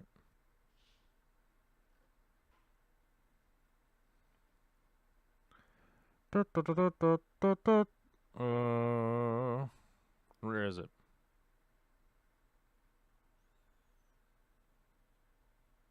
Let's see what we got here. What do we got? In 2020, working age baby boomers ages 56 to 64 were the most likely to own at least one type of retirement account, 58%. Generation or Gen X members ages 40 to 55 were the next most likely to own retirement accounts, 56%. About half of millennials ages 24 to 39 owned at least one type of retirement account, but only 7% of Gen Z members ages 15 to 23 own a retirement account, which makes sense. I mean, if you're that young, you probably don't have a retirement account. Saving for retirement. This one didn't answer our very much. Oh, here it is. The percentage of workers in the private sector whose only retirement account is defined benefit pension plan is now 4%, down from 60% in the early 1980s. Yeah. and this is just how common are defined benefit plans. The percentage of workers, I'm going to actually copy this and put it into the chat.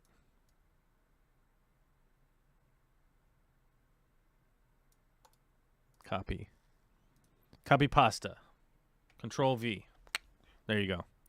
So, yeah, I mean, it just gives you an idea, like, just how dramatically lower pensions are from what they were just a few decades ago. You know, which is sad, really. Let's see. Salient Aquatics, Corvus, why do lives harm your channel? So live streams harm your channel. They are not good on engagement. They are not good on... They do have retention time, but they're not good on engagement. So here's a perfect example. So since the beginning of this live stream, we've received 116 unique views, right? Actually, it just went down to 115. So we've had 115 views in the first hour and a half now. So that is not a good trajectory for a video, right?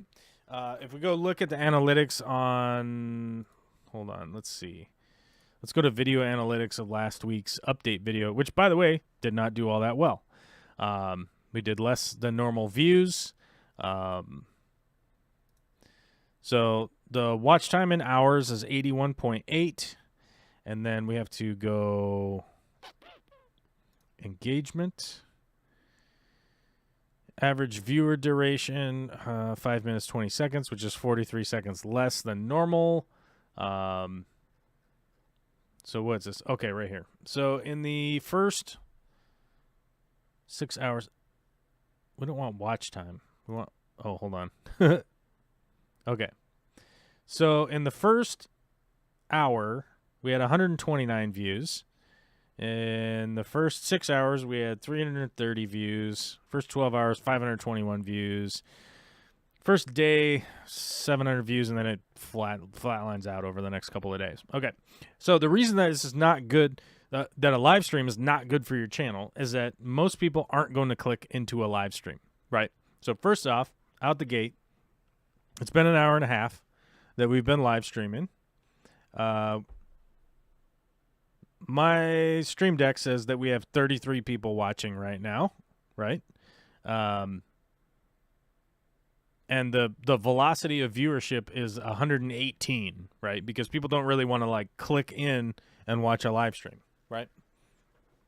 So, out of the 30,000 subscribers or whatever I have on my channel, only 33 people are here, or 28 people, depending on which one I look at right now. I'm not sure how many people exactly are watching, but depends on which readout I'm looking at. Now, that being the case, that let's say we have 30. Let's go in between. We have 30 people out of 30,000 potential viewers, right? And if we only have 30 people out of 30,000 potential viewers versus 300 people out of 30,000 viewers, it's going to promote the video, right, over this live stream. Now, this live stream will go into the pool of how many people are actually watching the video. And this decreases that number. So it disincentivizes the algorithm to share your video out because your live stream brings down how many numbers you have of people watching that want to click in and watch your video, right? So currently, people are scrolling through YouTube. They might have gotten a notification or whatever, right? And so if they decide to not click through, that's a negative. That's a negative on your channel, right? That gets allocated as a negative because people don't want to click on your live stream because sometimes they show up here and I'm talking about IRAs or a 401k or sobriety or electrical work or dropping a 2x4 on my head. And the reality is, like, in the fish keeping community, people will tune into my live stream and they'll go, "You're not talking about fish right now. Oh my God. All I ever wanted to hear about was rainbow fish, and you're not talking about them right now. So I'm pissed and I'm leaving." And it's like, but they'll post that comment that they're pissed I'm not talking about rainbow fish and that they're going to leave, and then they leave, but they didn't even ask a question about the rainbow fish at all or whatever in the chat. And it's like, well, if you posted a question into the chat, I probably would have read it and then been like, oh, let's talk about that. Right. So, I don't know. I think a bit of it has to do with end user, like understanding. A bit of it has to do with just the nature of YouTube, the nature of people, whatever, like it just is what it is. People will come into my channel and they'll go like, well, you're a fish guy. And I showed up and you were talking about women's rights. Right. And you go like, it's in context of the conversation I'm having with the chat that you guys are posting. Like you guys are legit posting questions right here, right, in the chat. Like Just Bob says, I'll whisper sweet nothings about any company giving me a free washer and dryer. I'm easy that way. And that's right. That's a reality that, like, we all have. If a company's going to send out a free washer and dryer, guess what? You're probably going to say, like, that's a pretty bitchin' company. And I don't want to say any specific company. So I don't want to give them a free hashtag ad, right? So, yeah, I mean, and then people get upset and then they leave because they're like, oh my God, he was talking about a thing. And, I've made like no ifs, ands, or buts about the fact, like when Biden was elected, a whole bunch of people, like, I don't know, 200 or 300 or 400 people, like, subscribe or like unsubscribed from my channel. They all piss baby left, right? And I make no ifs, ands, or buts about it. I was stoked when Biden was elected because Donald Trump was a psychotic orange man who is just a disaster for this country, right?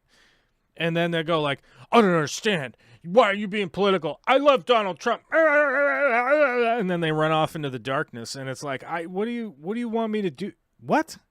Like, I never liked that guy. I never liked him before he was president. I didn't like him while he was president. I didn't like him after he was president. I've never changed my opinion on him. So what do you want me to do? I didn't like him when he owned an airline in the 80s. I didn't like him when he was doing all the crazy stuff through the 90s. I didn't like him when he was shortchanging every contractor that ever worked for him. I didn't like the fact that he was tied to the mob. I didn't like any of this stuff that this dude was up to in his entire life, right? But then suddenly he gets elected president, and it's like somebody's owning the libs or something or whatever. I don't know what it is that they think it's interesting. But yeah, it outraged so many people. But I've never made any like, oh yeah, I'm conservative. No, I'm not. I'm not a conservative, right? Like, I'm a super progressive guy. Like, that's how. That's how I am. That's how I exist. Do I agree with a bunch of stuff that conservatives say? Yeah, right? I don't think you should rob. I don't think you should cheat. I don't think you should steal. I think you should work hard at work, which, by the way, isn't a conservative thing, right? I think that there should be. I think that the Second Amendment should exist. I think that people should be able to have guns. I think that responsible people should be able to have guns and ammunition and all that stuff. But I also do think that there should be free federally funded training for people that want to have guns and stuff so that you can get a certificate that says you do know which end of the shotgun the shells come out of and which one the shells go into, right? So, yeah, I mean, I've never made any qualms about that. I've been on hundreds and hundreds of live streams. I mean, this is episode 1141, right? There are hours and hours and hours and hours of content of me. I don't like pull any punches or anything like that about like what I believe in, what any of that kind of stuff. Like, and it's just who I am, and so it's a negative for a lot of people, right? Like, I don't care if you have blue hair. I don't care if you are a transsexual. I don't care if you're a transvestite. I don't care if you're gay. I don't care if you love Jesus. I don't care about any of that stuff. All that stuff, I'm like, cool, baby. That's all fine, right? That's all good with me. Are you a good person? Hell yeah. Okay, I'm in. Let's go. It's all good, So yeah, it's a weird thing. Oh, this was a customer. They asked if it was normal for the beta to be not moving after they left it in the car unattended during some of the coldest days of the year. Oh, that is not good. Your beta will not like to be in a cold bag in your car. No, not good.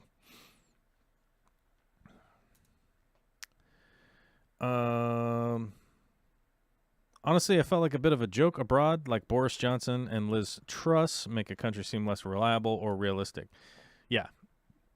Yeah, I mean, that's the thing, is that, actually I heard a conversation the other day, who was, I think it was David Pacman, and that, like, Patrick, whatever that guy's name is, the PBD, whoever that idiot is a moronic rich guy who's now doing a podcast, and I don't know, every conspiracy theory he loves, but David Pacman was on there, and they couldn't wrap their mind around the fact that, like, David Pacman was talking about, well, he's like, I might not agree with everything that Biden has to say or has to do or anything. I'm not really like a huge fan of Biden, but we are respected on a world stage much more. Had a lot less respect when Donald Trump was the president, and and they were like, oh, well, how? Why? What? And, like, why would it matter if China respects us? And it's like, oh my God, like, it's just, we're going.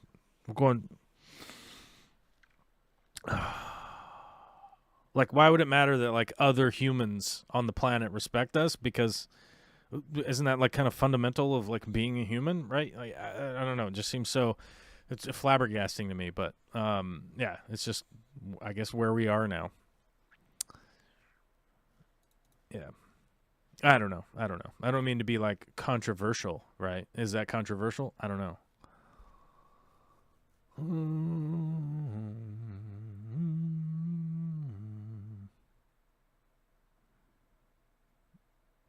Oh, yeah, Frank was asking about Jimmy. To be specific, anybody that's wondering what's going on with Jimmy, you got to reach out to Jimmy. I'm not him, and he's not me, so my recommendation would be to reach out to him and ask him, like, what's up?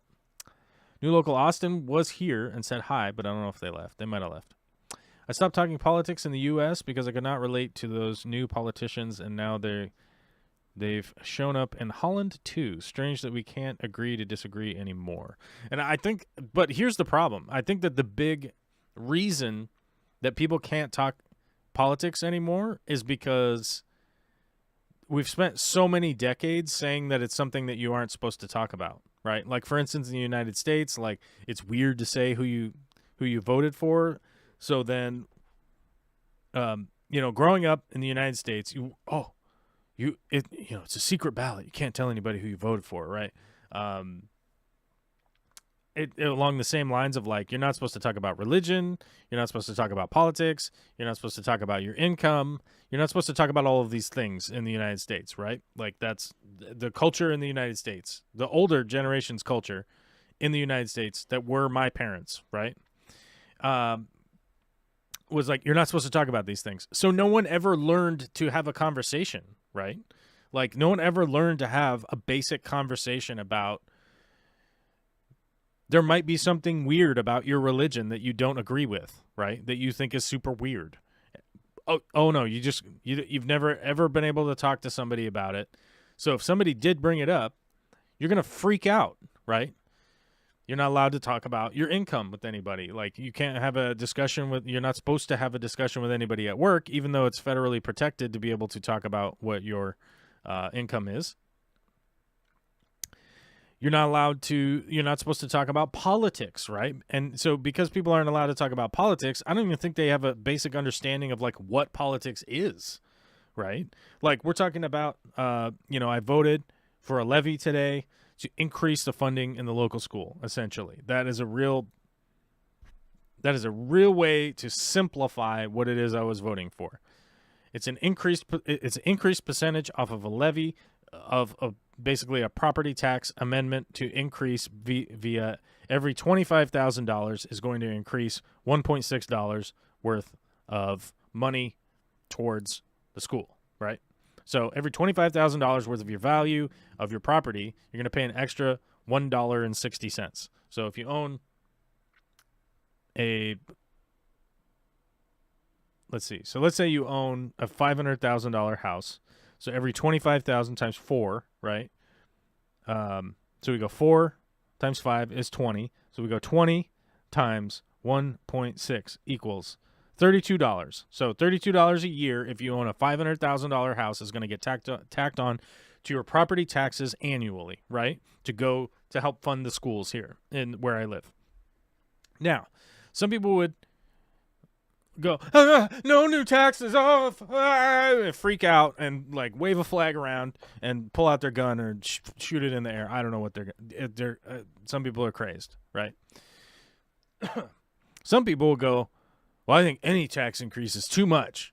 Where's it going to go to? And you go, well, it's going to go to the schools. Oh, well, they're going to be inappropriate using the money. Where's the budget? Like, well, you could go look it up if you want. You could go look up the budget, and I guess you could have a criticism about like where too much money was being spent on the school. If you want, you can go to some of the public meetings that they sent to you in the mail, like that you could go to, and you could go voice your opinion about they're spending too much on pepperoni pizza annually or whatever the F you wanted to bring up. You could bring it up there. It's a public forum in a publicly funded place. A publicly funded institution for the public schools. Like, you could get involved. So, and then some other people like, oh, well, yeah, that sounds reasonable. An extra $32 a year to help fund the public schools is not a big deal. Where's that money going to? Oh, it's going towards this. So going towards that, Now, the argument there doesn't have anything to do with homeschooling. Doesn't have anything to do with vaccinations. It doesn't have anything to do with religion or CRT or transvestites or transsexuals or, anybody. It doesn't have anything to do with any of those crazy, stupid things. It doesn't have anything to do with M&Ms wearing sexy shoes or not. Doesn't have anything to do with any of that stuff. You go, our schools aren't funded well enough. We need to fund them more. Property taxes are how we fund the schools. Do you want to fund them some other way? We need to legislate to do that. Right now, this is how it's done. Do you want to increase the funding or not? That's it. But most people are absorbing these weird ideologically driven arguments about, whatever random nonsense that they watched on Tucker Carlson, which has been proven time and time again to not only be an inaccurate show. They've testified multiple times in the Supreme Court that anybody that takes that show seriously is seriously misguided. That is from the people that produce that show, right? What was it? Like, one of the head writers was like a huge white supremacist, like crazy nonsense guy. Tucker Carlson just claimed like he didn't even know who he was. Oh, I don't know. That's weird. That show is straight up some of the most insane rhetoric I've ever heard in my entire life, and people just fall for it. And it's really sad. And it's really sad because, like the thing I voted on today, it's just about whether or not you want to fund schools or not. Doesn't have anything to do with critical race theory. Doesn't have anything to do with taking all of the books out of schools, which is what they're having to do in Florida now, which is insane. It doesn't have to do with any of that stuff, right? But that's where the conversation is now, because people haven't had normal conversations for so long because they've always been shut off. Well, we can't talk about that, right?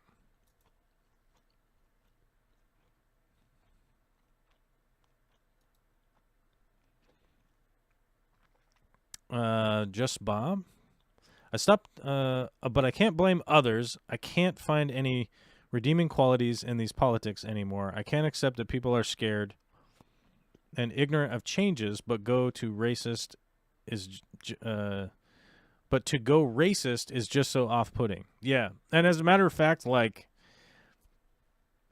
I have some videos that I've made that I've had some videos that I made that I literally couldn't post to YouTube because I found out like kind of background story on certain things. So yeah, Jeffro's Fish Keeping is here. What's up, buddy? Frog Feathered, did you thrive in public school?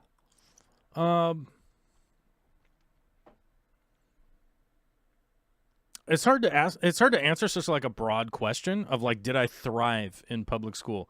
I would say that personally, it was definitely not a straight line, right? It wasn't a graph that just went like, oh, look at me thriving. It was definitely a lot of ups and downs. I was in a bunch of AP classes when I was in high school, but also I didn't really care about high school. Most of the classes I took, I had like a really strong comprehension of the things that were happening. Like I knew what was going on. I just didn't want to do it. I didn't want to be involved. I much rather wanted to like do drugs and party and, XYZ extracurriculars, you name it, right? That's much more what I was interested in actively doing when I was in high school. So yeah, I mean, I've had the problems, right? I fully admitted to a lot of the problems. I mean, I just earlier in the stream today, I talked about how I've been sober now for 3,190 something days. I don't even know. It's 8 years and 9 months I've been sober now, right? So I have no qualms about saying that public school need work, public school need to be improved, public schools need to be invested in. Most of the homeschool people I've known in my life, and I've known quite a few people, I'm not a spring chicken at this point. I've known a lot of people, and I've known a lot of people that were homeschooled, and they went through insane amounts of struggles adapting to middle school, adapting to high school, and adapting to college once they went through. Yeah.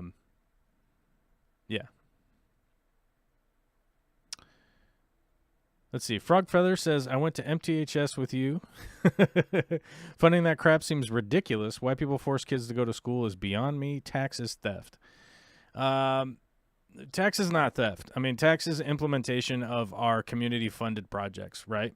We take our community-funded project, or the collective money, and we fund it, right? What are those projects? What are those projects going to be? We take that collective money, right? We apply them to roads, to firemen, to police, to the electrical system that's outside, to building inspectors, all the long list of stuff that goes in to us funding. Whether or not tax is theft, okay, you could say tax is theft. Sure, tax is coercive. Sure. Living in our society that we live in, we have a social contract to go, all right, I'm going to pay my taxes because I want to live and be a part of this society I live in. Everyone is welcome to check out and go to whatever society that they want.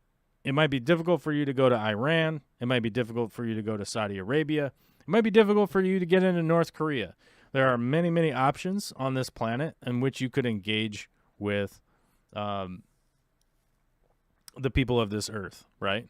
Like, the fact that we live in a society and this society being coercive, it's because we've all sort of agreed on a lot of things as human beings, right? For instance, most people agree, well, there's a very small part of the population, most people agree that murdering somebody else is bad, right? So, and when I say bad, we mean that the outcome of somebody murdering somebody else is so negative that we've all agreed that we don't want that, right? We don't want that outcome. We don't want that happening anymore. And if we just allow that to be legal, it's going to happen way too often for our liking, correct? Now, is it coercive? It is technically coercive to say you can't murder somebody else, otherwise we're going to punish you for that, right? Technically, that is coercive, yeah. But we all generally agree on that because there's a very minute portion of the population that says like, nah, that should be legal, right? Saying that something is coercive or something is bad is just it doesn't help the conversation that we're having. We all live under the umbrella of a social contract, and you could potentially move somewhere else. Right. At any point in time, you could probably just go. You could just go for it. I liked going to public school because it introduced me to a lot of different people who came from different places and different backgrounds. Yeah.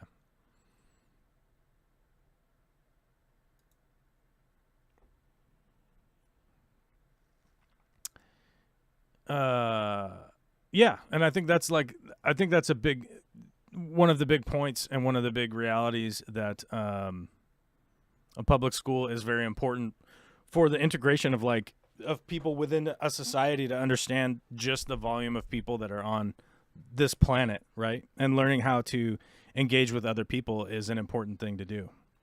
We got 5 gifted memberships from the Fish Tank Barn. Thank you very much, Mike. We got to up our number here to 84. We have 84 members now. Thank you, Mike. Freshwater ichthyology. It's why I went to paid school. I guess it's the class size sometimes and some one-on-one time. No idea they actually key outside that. I don't know what that means. My cousin was homeschooled, online schooled. She struggles with actually working and job ethics. I've never met anyone in the UK who was homeschooled. Yeah, I mean, a lot of people that are homeschooled struggle with integration into regular society. That's for sure.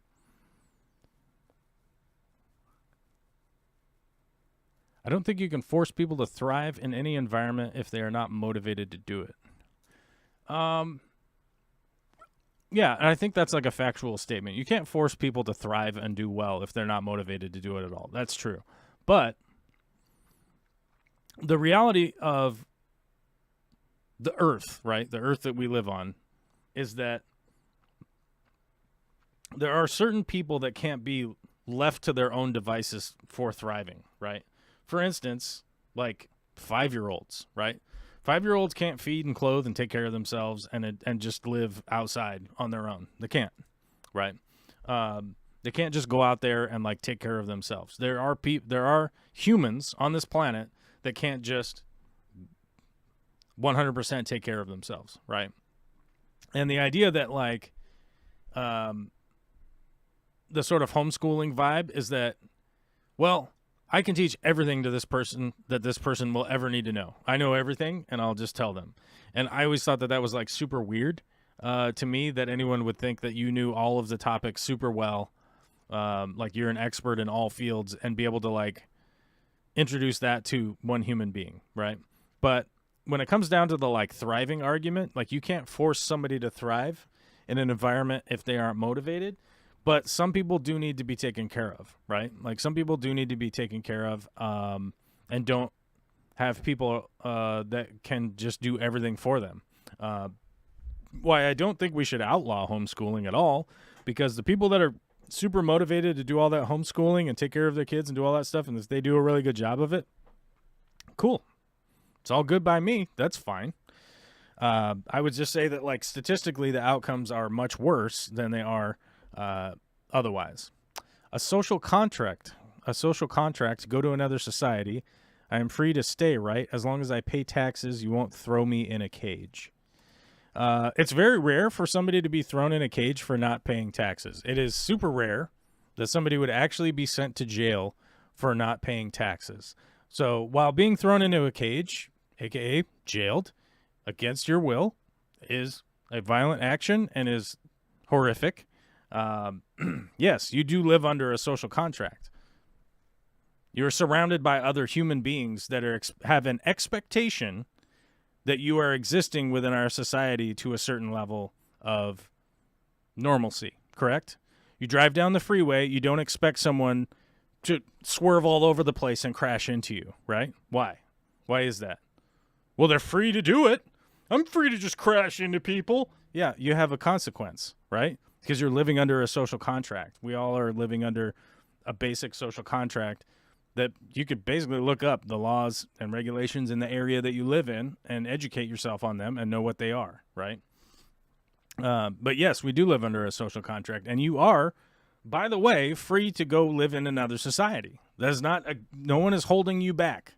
No one is oppressing you from free movement, right? Yeah. No one is taxes theft. Okay, cool. It's not a statement that means anything, right? Okay, actually, here's a perfect example. I was actually talking about this the other day. So somebody was explaining to me that they didn't want to fund things like the fire department. They didn't want their taxes to go to all this crap. I don't use any of this crap. I'm independent, man. I take care of all my own stuff. Okay, cool. Word. So here's a perfect example of how you don't take care of your own stuff. When your house catches on fire and you've decided to opt out of the fire department, I'm not going to let the fire department come put my house out. It's my responsibility. My house is on fire. I'm going to put it out. Okay. Everyone else around you is a taxpayer that pays for the fire department, correct? So you decide to opt out. Well, your house is caught on fire. It's burning. And guess what? Now other people's houses are running the risk of catching on fire. So now the fire department has to come put out the fire to protect the other people that live around you. Now, the other people have paid into it. The other people have paid into the situation where the fire department comes and puts out the fire to protect these other people from their houses burning down. But you have decided to not. Why? Why? What is the ideological stance that you have that somehow you just get to reap the benefits of something that you didn't bother to pay in on? Right? Why is that the case? Is it just you're allowed to be selfish, so you just do that? Okay. Well, what happens when you decide to swerve all over the freeway, get in a crash, and they have to take your body to the hospital and hopefully save you from dying? Oh, it turns out this guy didn't pay his taxes. I guess we just let him die? Well, what's going to pay for the transportation for you to get there, for all of the facilities to be in place to pronounce you dead and then put you in the morgue, and then while your cold body is there, they got to process it and find out who you are and then reach your relatives to contact your relatives because we go, hey, we got your dead body. You got a dead body here. What do you want us to do with it? But everybody else has to pay into that, but you don't have to, right? Oh, you don't have to do any of that. You're just going to live forever. You're going to live 1,000 billion years. So, yeah, there is a social contract that we live under, and a social contract is a basic understanding that you're living within society and being part of society. Can you have some aberrant behavior? Sure, you could be a weirdo. You can do whatever. Everyone on air quote my team, aka human team, right, is trying to expand your rights and your abilities to do things within the world, to freely move around, to express yourself freely, right? And yet, you want to take the selfish stance. Taxes theft. Oh, look at me. Oh, I'm a deep thinker. Oh, God. You know, when you're just expressing your own selfishness. It's crazy. Alyssa Bentley says, randomly, one of my power heads was so hot to the touch that I almost dropped it. Also, the impeller won't turn in the impeller housing even after I rinsed it out, and it was smoking. Probably dead now? Yeah, I would say that your power head probably has some malfunction inside of it that is causing something to arc within inside it, would be my guess. Normally when an impeller like that, some loose connection or something has burnt out and now it's connecting and jumping across and causing it to still have electricity moving in it, my guess would be you have an arc within that thing. And ultimately there probably is a way to like take it apart and repair it, but I haven't really ventured down that road, mainly because it just seems like a lot of work. And I generally would just replace the unit. So, I mean, I wish I had like a better input other than like, hey, buy a new one. But that's realistically been the take for me because I don't think I've ever owned any of the super expensive power heads. Like Ecotech sells some, like the MP40s. How much are MP40s now? Ecotech. I think MP40s are like $400 or something like that. Yeah, the Vortex, $429. You get a used one for $360. So I've never owned any of the super, super expensive power heads. I think maybe if I had one of those malfunction, I might consider trying to repair one, but most of them that I've ever owned were the these guys. Let me see. Who makes those Powerhead?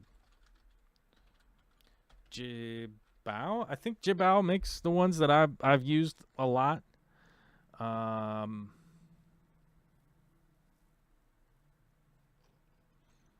trying to find kind of the cheap ones, but these are the ones that I've used like a lot. And these are pretty expensive, but I've never had any of these like completely fail. And like I said, these ones are $84 on Amazon. So I don't know. I used a lot of those. I'm trying to find the little ones I used to use. I mean, I've got them in a bucket or something out there. These guys. I was using these guys for quite a bit. But they used to have a different name, but this is the same housing. I was using these for a long time. They're only like $26, but they work pretty darn good. Paste. Boom. There you go. Just a heads up for the Federal Trade Commission, I'm an Amazon affiliate, so if you go through the Amazon links and you buy a bunch of stuff, I get a commission, and now you know, so you can freely choose to buy stuff through Amazon links or not. But the last post there, those are the Powerheads I used, and they seem to have way less of the wacky little interference type breakdowns and stuff like that. They just have probably like just a better design, I think. And I think like the better design has a lot to do with the cooling of the Powerhead, with how it sits in there. Like you got a prop, but the whole thing's, I don't know. Great explanation. Government is a religion. It will save us all. You spoke of having a conversation about politics, and then you mock and imply stupidity. Great combo, bro. I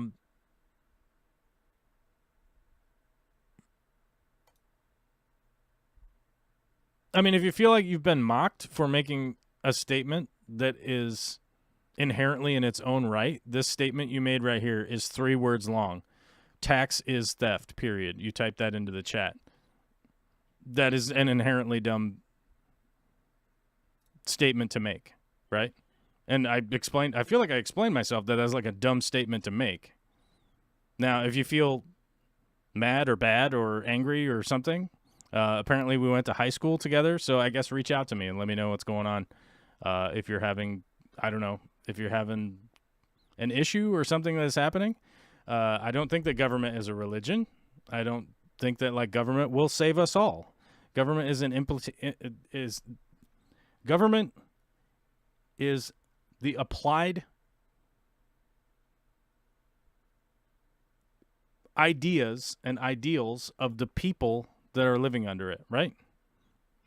It's the community making decisions to improve the community, right? And the idea that you can just exist outside of it while living in it and have no obligations is a dumb thing to say. If you want to get on a video chat and if you want to come on and express yourself better than typing into the chat, we could set that up. Apparently we went to school together, so you probably should know my name or know how to contact me or something like that. If you want to express yourself in a video chat as opposed to typing something in, we could arrange that. You could come on the stream. But just posting random stuff in the chat isn't necessarily probably the best way to have a conversation. The involvement of religion in politics is concerning when beyond simple morals, e.g. animals have a soul or we should not harm people. Yeah, I mean, one of the reasons I have a lot of issues with like our current government is that it hasn't been allowed to evolve to what it should be. Yeah. I just wonder where all the people I grew up with went. The community has shattered. I don't know what to make of that statement either. I don't know where all the people you grew up with went either. I moved away. I don't know. I mean, half of the people I went to school with have these delusions of the school and where we grew up, right? I literally got in an argument with somebody who was trying to claim that when they went to the high school I went to, there was people had gun racks in their trucks and brought their rifles to school. What? I literally had that argument with somebody that went to the same high school that I did, that, by the way, had campus police. There's no way you would have brought your rifle in your car on display to school. You literally needed to have a parking pass to get onto our school property. You needed to have a pass to physically walk off of our school property during school hours. There were all sorts of people like keeping track of the stuff that was going on at our school. And somebody that I went to high school with was claiming like, yeah, we all had gun racks and we brought our guns to school when I was a kid. I'm like, you're 40 years old. When you went to high school was 1990, in the time of 95 to 2000, right? Let's just say that, right? What? What are you talking about? Yeah, I don't know. I mean, I feel like a lot of people I went to school with are either lost in some kind of delusion of what the world was 20 years ago, 25 years ago now. But, yeah, I don't know. Also, not to mention, like, a bunch of them are dead. A bunch of people I went to school with now are dead, right? I don't know. How many people did we go to school with are dead? A lot? A sad amount, yeah. Hi. I'm going to go get Libby for swim lessons. Okay. And grabbing her bag, and I've got coconut snacks in the car, so see you in a bit. Okay. Do you want me to pick you up on the way back? Do you want me to go? You don't have to. I can just take her. Okay. Okay. Okay. All right.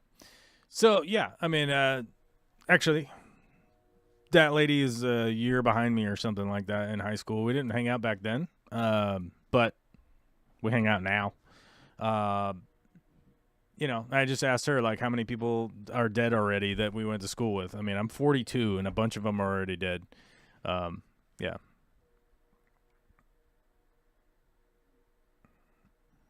Alana Suki says, I almost got killed in the parking lot at my school when some dude went from his car sitting still to driving as fast as he could in a matter of seconds. Yeah. What was the name of... What was the name? It was Stephanie's older sister. What was her name? I don't know. I can't remember her name. But she got shot in the leg out front of the high school. What was her name? Denise or something like that? Yeah, I don't know. I don't remember. But she got shot in the leg because they brought a gun to school. And I think it was just like 94 or something like that. Luckily, they survived. Everything was fine eventually. But, like, back then, that was, like, headline news that somebody had got shot in the leg, right, at school. And it put everybody henceforth on high alert that there could be a gun at school, right? And that was like 1994, right? And to imagine that it hasn't gotten even more intense since then, I don't know what to tell you, which is crazy because that's like 30 years ago, right? The bearing bushing is probably shot. The motor is trying to turn it, but it can't, so it's overheating. Yeah, I mean, that's, you know, those cheap power heads like that, something like that, I would probably just replace it, yeah. Memory isn't fixed. We change it because our memory is often faulty. That's true. Like, human memory is just funky. It is not a great, you know, it's not a great mechanism of somebody like, yeah, I remember when blah, blah, blah, blah, blah, right? And you're like, well, I don't know. It could be that. Could be a little bit different. But, you know, it's an odd situation, that's for sure. What was it? The eyewitness testimony studies.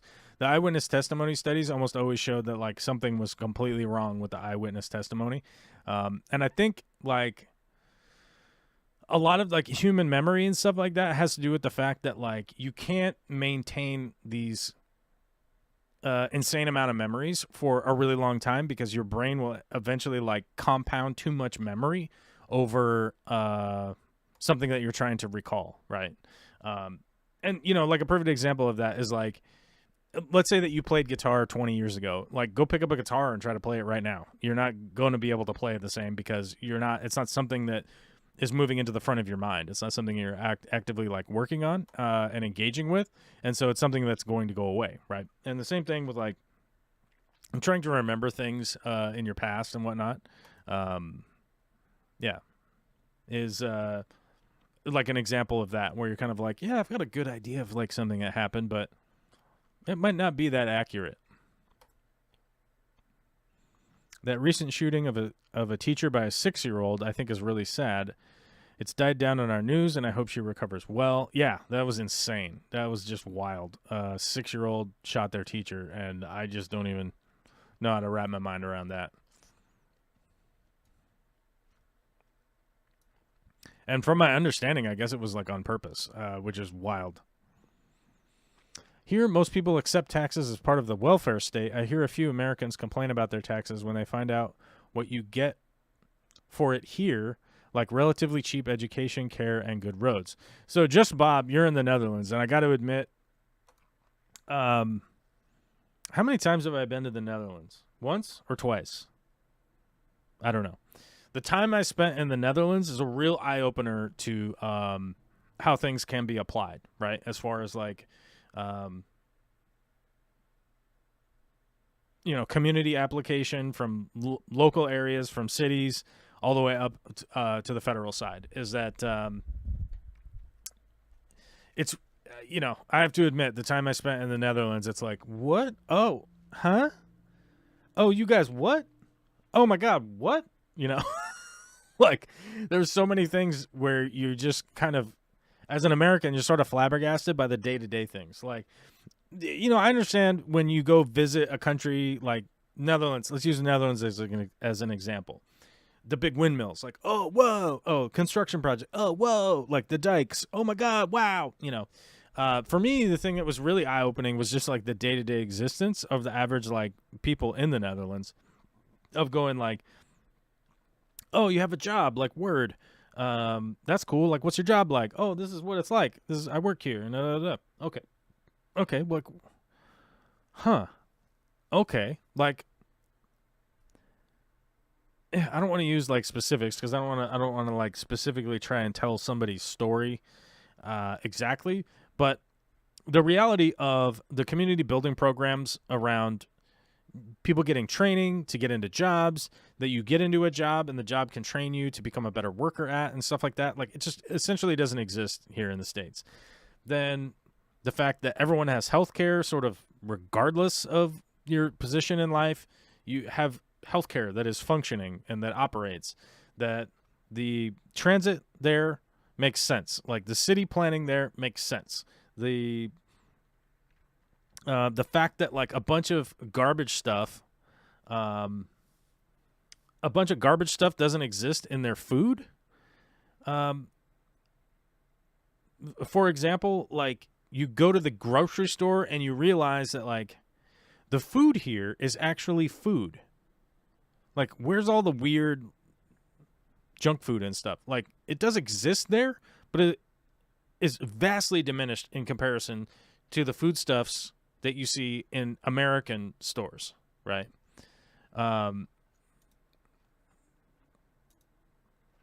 Will M, with a member chat, says, how do I gift memberships to support? Oh my God. I feel like I should know the answer to this, and I somehow don't. Aubrey knows how. He just did it. He just gifted five memberships. Aubrey knows how. We got to ask Aubrey. Aubrey, how do we do it?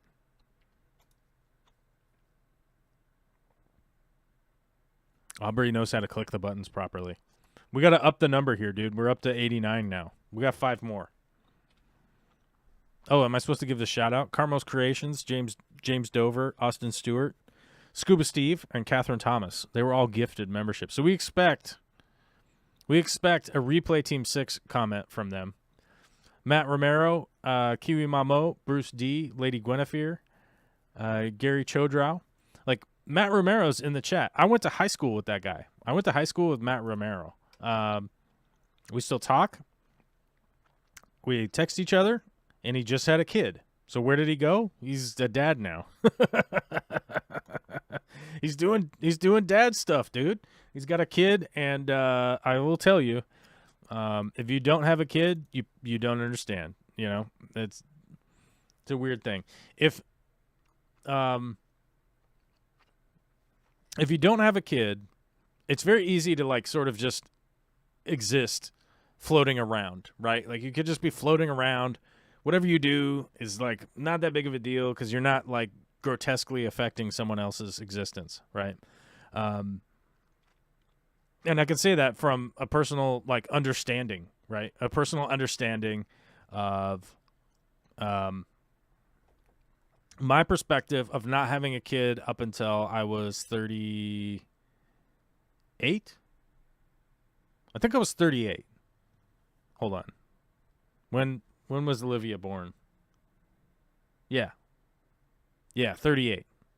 So I have like a lot of years of experience of not having a kid, right? No kids. Just got no kids. Lots of years. And now I got kids for a few years. I got one. And I can tell you that it is way different. It is wildly different having a kid and not having a kid. My advice, this is my honest advice. This is my honest advice to anybody out there. Get your shit together and have a kid. Realistically. I mean, just flat out, right? Like, that's just my basic opinion at this point in life. Get your shit together. Have a kid. Get and run with it. I don't know. I'd like to say that it changes you. It doesn't change you. You change you, right? Like you affect the change within yourself, right? Because something is more important than yourself. I will say that like that was something that I learned from like getting sober. I know that I was always like community minded and I was always willing to like help people out, but you know, I don't know that I ever sat down and really like embraced the fact that like I'm not the most important thing in the world, right? It's very easy to be the center of your own universe when there's like nothing else. There's like nothing else really going to be that affected by you, right? Having a second kid even changes it more. That's right, Mike. I think we would have had a second kid if it wasn't for cancer. Cancer derailed that whole situation. We didn't know it at the time. We didn't know that it was cancer that was derailing the whole situation, but that's essentially what it was. But we found out that it was cancer because of the whole diagnosis process, because of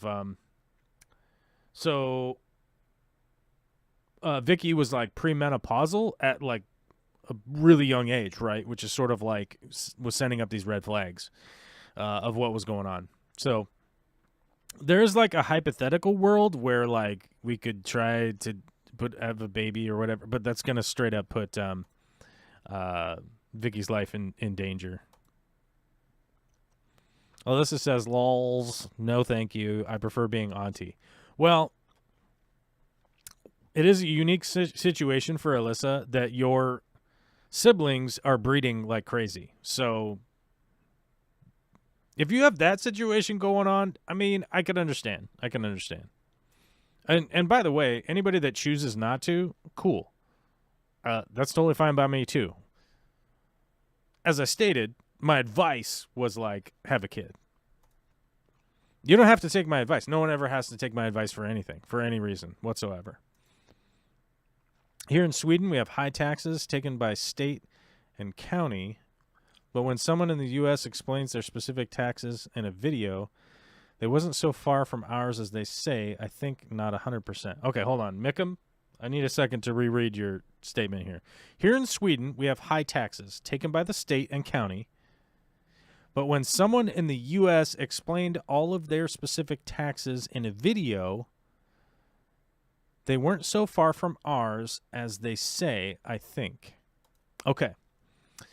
So the tax situation in the United States is very confusing to people that don't live in the United States. And as a matter of fact, the taxes in the United States are confusing to most people in the United States. So where I live in the United States have different tax structure than other areas because of local municipalities implementing their taxes. Okay.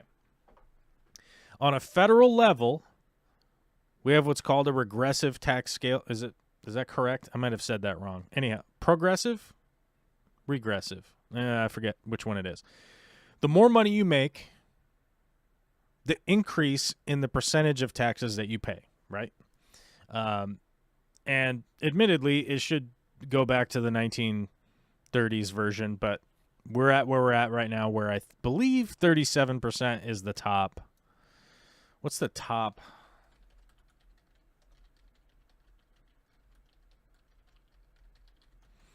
I think it's 39%.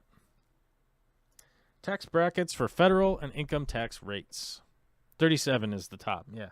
There are 7 tax brackets ranging from 10% to 37%. Your tax bracket determines how much you pay in federal taxes. So this is federal on the federal level, right? So federal taxes look like this in the United States. Okay. Boom. There's the tax table. Straight off of the federal income taxes brackets page, right? So if you earn under $10,000 a year, you pay 10%. You're probably going to get it all back. If you are 10,000 to 41,000, you pay 12%. If you are 41 to 89, you pay 22. 89 to 170, you pay 24. 170 to 215, you pay 32. 215 to 539, you pay 35. Over 540,000 a year, you pay 37, right? That's the tax table for the federal tax rates, okay? Here's the federal tax rates if you're filing married. So you're going to file jointly. It looks like this. And you guys can look these up on your own. I'm not going to sit here and read all of them out to you. This is the married if you're filing separately. Here's the tax rates. Okay. 2022. Tax table for head of household. So head of household, you're going to get a big deduction. You're going to get a big deduction. You're going to get a big deduction. Okay. This is the deduction table if you're head of household. So that means if you're the person who gets the kids as your deduction. Tax table for single filers looks like this. Basically the same, except it's 578 at the top, 11,000 at the bottom. They're all these ish numbers, right? Okay, moving on. Married filing jointly. This is what it looks like on a federal level, okay? That's what the federal tax rates look like. Now, I live in Washington State, okay? I live in Washington State. Washington State does not have an income tax, okay? So Washington State is not going to tax me on my income. Washington State has a combination of property taxes and sales taxes, okay? Also, we have excise taxes on things like cigarettes and liquor and stuff like that, but let's not bother with any of that. So the basic thing most people are paying is sales tax and the property tax. Property tax levied on the value of your property. Those property taxes go into things like the schools that we talked about earlier. So that can be anywhere from $2,000 a year up to, sky's the limit. But I haven't seen many people that pay more than $10,000 a year in property taxes. You need to have a pretty fancy property to be paying $10,000 a year. I can say that in Tacoma, that house down there, we were paying about $3,300 a year in property taxes. Sales tax is about 10% Most people in the EU would say VAT, right? They would say VAT is basically how it is, but sales tax is evaluated at the point of sale down to the county level, sometimes the city level, right? So yeah, there's those tax. Then there's the other. Then there are other taxes on other things, but that's basically what most people are going to be engaging with, right? So if you take that tax bracket where you go like, oh, my liability is like 20%, 22% or whatever in federal taxes. You also got to pay your Social Security. You got to pay your FICA and other things. So you pay that. Then you pay your sales tax. Then you pay your property tax. You starting to look like, oh my God, I'm at like 40% or whatever.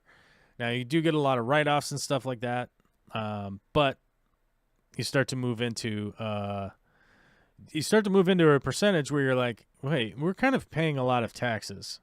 What do we get for that? Well, that's the big issue that I was kind of talking about earlier. Like when I was in the Netherlands, when I was in Germany, Hungary, Belgium, all those places, you're going like, what are the average people getting in comparison to like what the average person is getting in the U.S., right? And you start to realize that it's a much different living standard. So, for instance, when we were in Germany, I was talking with a guy, and I was like, how much money do you make? Like, how much money are you making here working? And he was saying, oh, well, I make $45,000 a year. And I was like, wow, that is not great. That's not good. That's not 45? Oh my God, you're like a full-grown man making $45,000 a year. Like that's not amazing. But here's the gigantic difference. He's not even telling me how much he makes with taxes in it, right? So in the EU and probably in the UK and everywhere in Europe, you would never say how much money you make pre-tax, okay? In the United States, everyone is telling you how much they make before taxes are taken out. So, let's say this guy in Germany is making 45,000 euro a year. That's after taxes. So he's probably making something more like 90. And you go like, oh, 90K a year, that's not bad. But the fact that it's completely lost in the translation from somebody who speaks to other Europeans, and now they're speaking to an American, and an American who generally speaks to other Americans, you go like, wait a minute. So you're actually making a good amount of money because of the fact that your health care is completely covered. Most of the child care programs in, like, for instance, Germany, I think they get like 300 euro credit sent to them per child per month to help with feeding and clothing their kids. It's just a child incentive program that they just do. So you get like your health care is covered. There's just like so many levels where Americans are paying out of pocket in comparison to somebody in the EU. Like another example was in Germany, they hadn't paid, but they did a 0% grant. Not a grant, sorry. They did a 0% loan to people if they wanted to do solar conversion on their property. And the solar panels that created electricity on the property were paid back from the grid, right? So the grid was taking the electricity and paying back the customer. The customer could take that money and make the payment against the loan and eventually pay off the loan and end up with something like solar panels that were helping cut down the costs of their own electricity, right? So one of the guys that I talked to, I was like, "Oh man, you got these solar panels. That's rad. How much does that mean you have to pay a month in electric?" And he was telling me like 150 euro, right? And I was like, "Oh man, that sucks.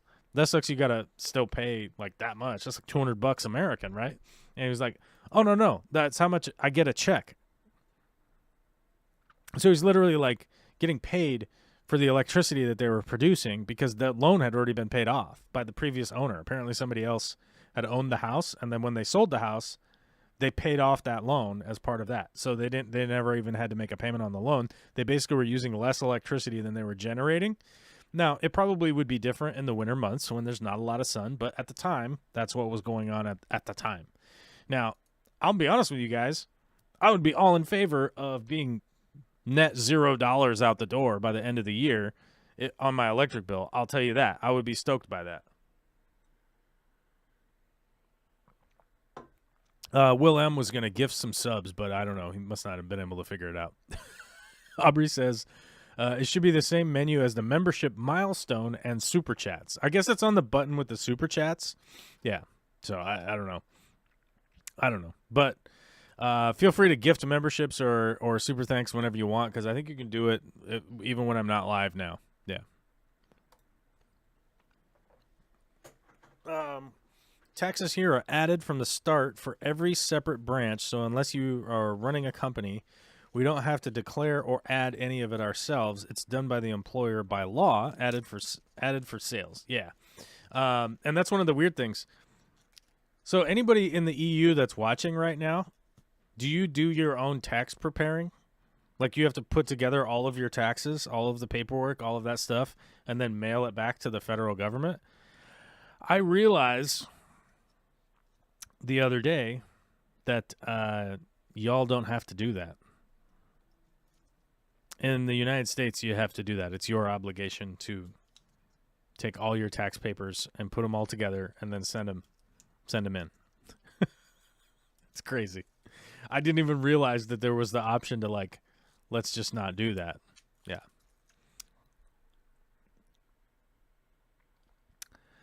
Catherine Thomas says they're good at that. My house got hit with a bad stomach bug. Almost 3-year-old was showing concerning signs of dehydration.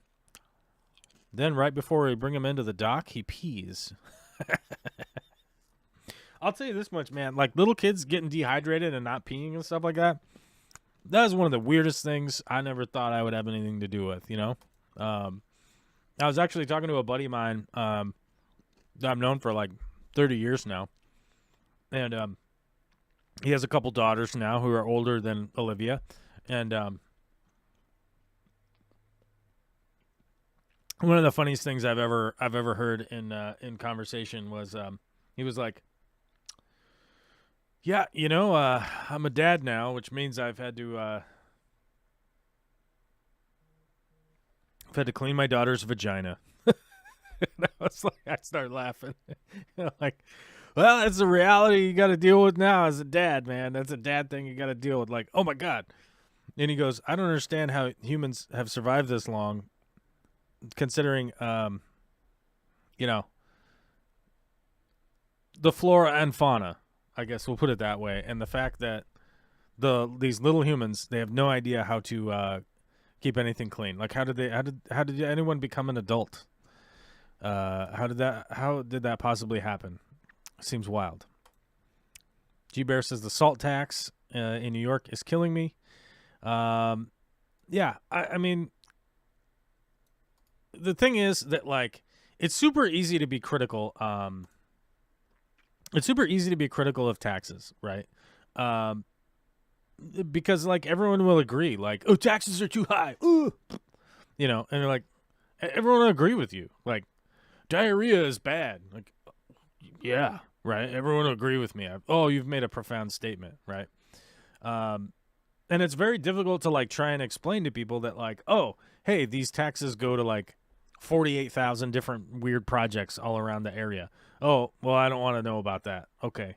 And so it's like, it's very easy to go, like, the tax is too high, and people agree with you because they'll just cheer, right? It's like, candy tastes good. Oh, cheer. I like chocolate, you know, like, of course. So, but then, like, on top of that, the big issue is like, if you're making a statement about, like, the taxes being too high, like, let's talk about where's that money going that the tax is too high, right? And, like, one of the big issues that I continually bring up is that, like, healthcare in the United States is being implemented in a way that's incredibly inefficient. Like, We rely on our emergency systems to treat people that preventative care would have kept them out of the emergency room, right? People should be able to go to the dentist and get their teeth cleaned and checked, and if they have a cavity, get it repaired or get that tooth ripped out or whatever it is before they end up in the ER with like a bone infection in their jaw because they never could go to the dentist when it was not that bad, right? It's a good example.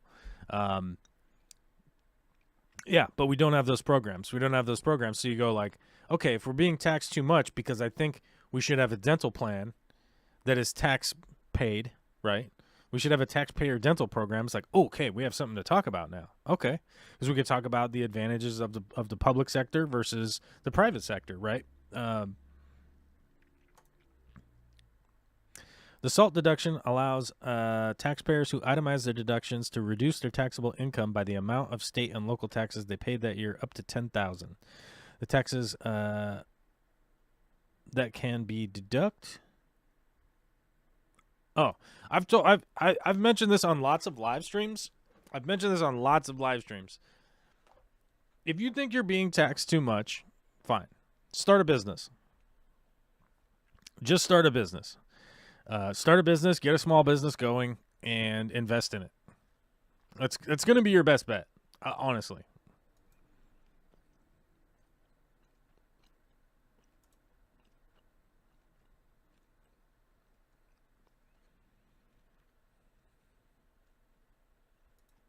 Yeah, Samu says, I don't do taxes. It's done by the Finnish government. Yeah. Yeah, in other countries, the government just sends you either a check or they just send it to you in the mail like, oh, you owe us $32 or, oh, we overcollected $500. Here you go.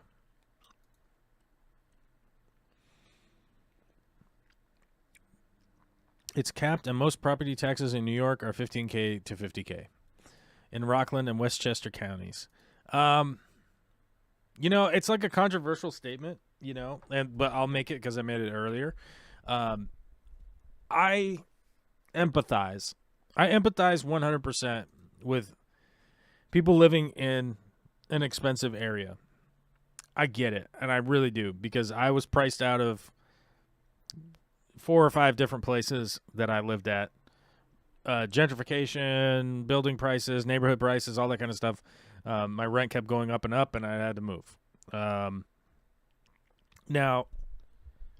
I'm not trying to say if you don't like where you're at, just move, right?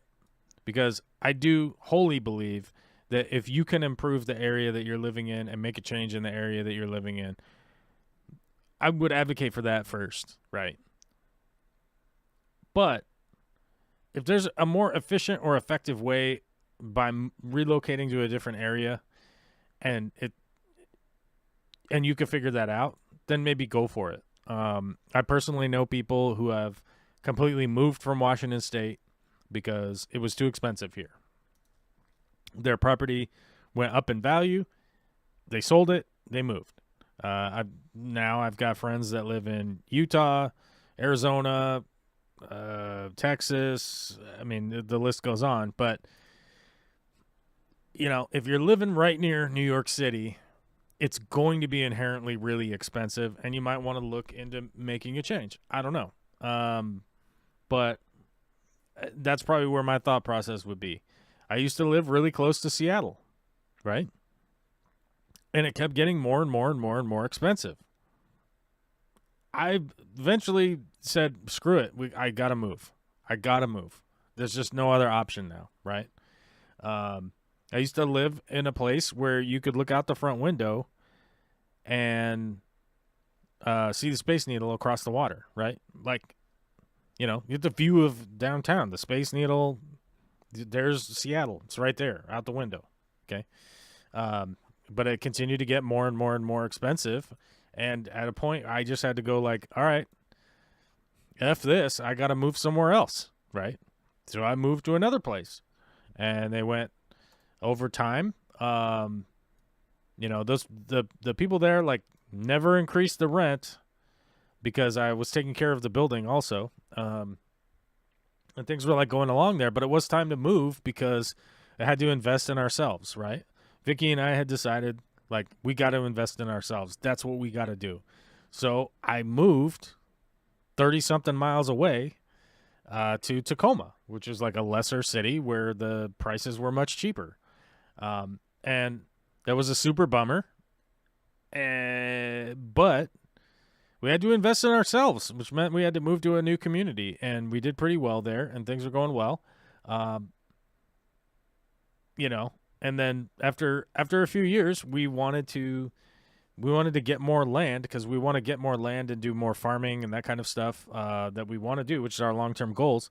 And so we decided to sell. And then COVID came and made that all crazy, made it insane, right? So we decided, well, we can't sell because COVID is running like crazy. So we remodeled the place. And then after a year of that, we decided, like, well, maybe now that COVID's dying down, we could probably, like, make that move. Like, why don't we make that move? Let's give it a try, which is why I live up in the north end now. I moved 70 miles away from where I was before. It's not impossible. Now, I understand it's an undertaking, and it's something that might be too difficult for you in the moment or too difficult to wrap your mind around. But regardless of whether or not you wrapped your mind around it or not, it can be done. And maybe it is the right decision to make now. I don't know. But you're going to have to figure that out for yourself, because I'm not going to come move you for you, right?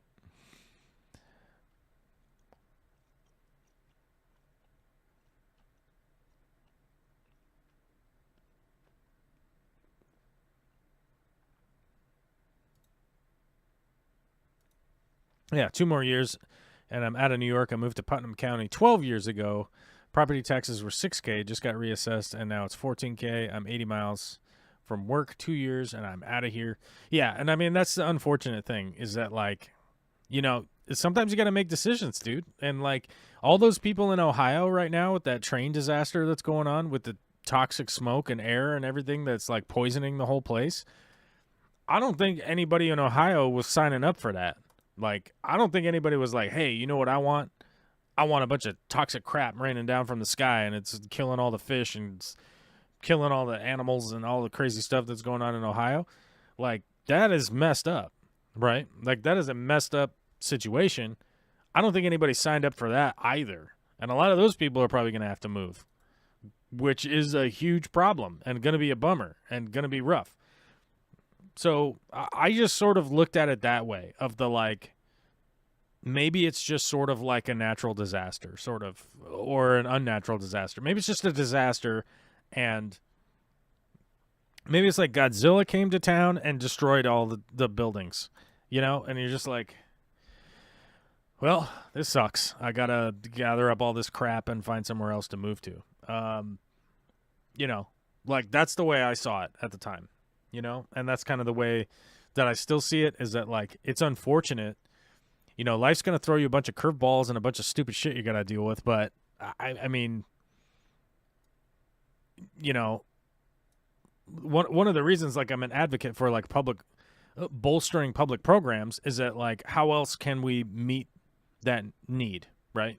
Is having large public programs that can address large public issues, right? I don't think I'm ever going to be able to build a freeway out of pocket, for instance, right? And even if I could, it would be ridiculous to assume that, like, one person could build a freeway, for instance. Like, what? Why would anybody think that? And, you know, maybe there is some Elon Musk type dingleberry out there that can do a thing like build a Tesla tunnel, so it's the only way to drive underground from here to there in Las Vegas, and then just decide to charge people like $1,000 per tunnel ride or whatever. There are some people that are sort of doing that, but I really don't think that that's the way to go about solving problems. Is just, well, if you can pay top dollar, then you get all the services. I don't think that's the way to do it, and that's currently where we're at right now, and I don't think it's great.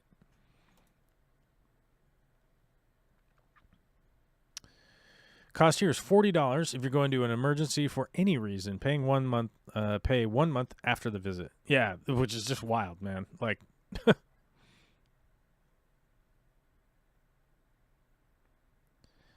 Our struggles at school happen when people are teaching their boys to sit. It requires more work to put things in the right places. Are people teaching their boys to sit when they pee? Teaching... Yeah, it seems to work if you are teaching boys to stand. They think it is fun to try and hit the Cheerios, but I don't think they will hurt the septic system. Yeah, actually, they make septic safe, like, little Cheerio type things that are made out of the smelly urinal stuff. Although I think there's a worry that like kids will eat them, so maybe it's a two-sided, double-sided coin, right?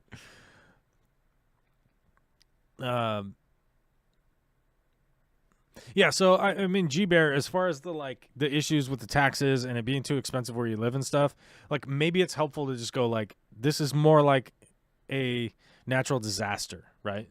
And that, oh man, you know, like, and just kind of put it to yourself that way in your mind. Or maybe it's not helpful at all, but it was helpful to me that I was like, well, there's nothing I can do. I just got this is the action. This is the action I got to take, and I'm going to figure out how to implement that. And there's lots of different ways that I could have implemented that for sure. But I think like the mindset was like, there's just nothing I can do to change what's going on here. All right. My God, we're way too deep. We're way too deep in this live stream. I got stuff to do. I gotta go. All right.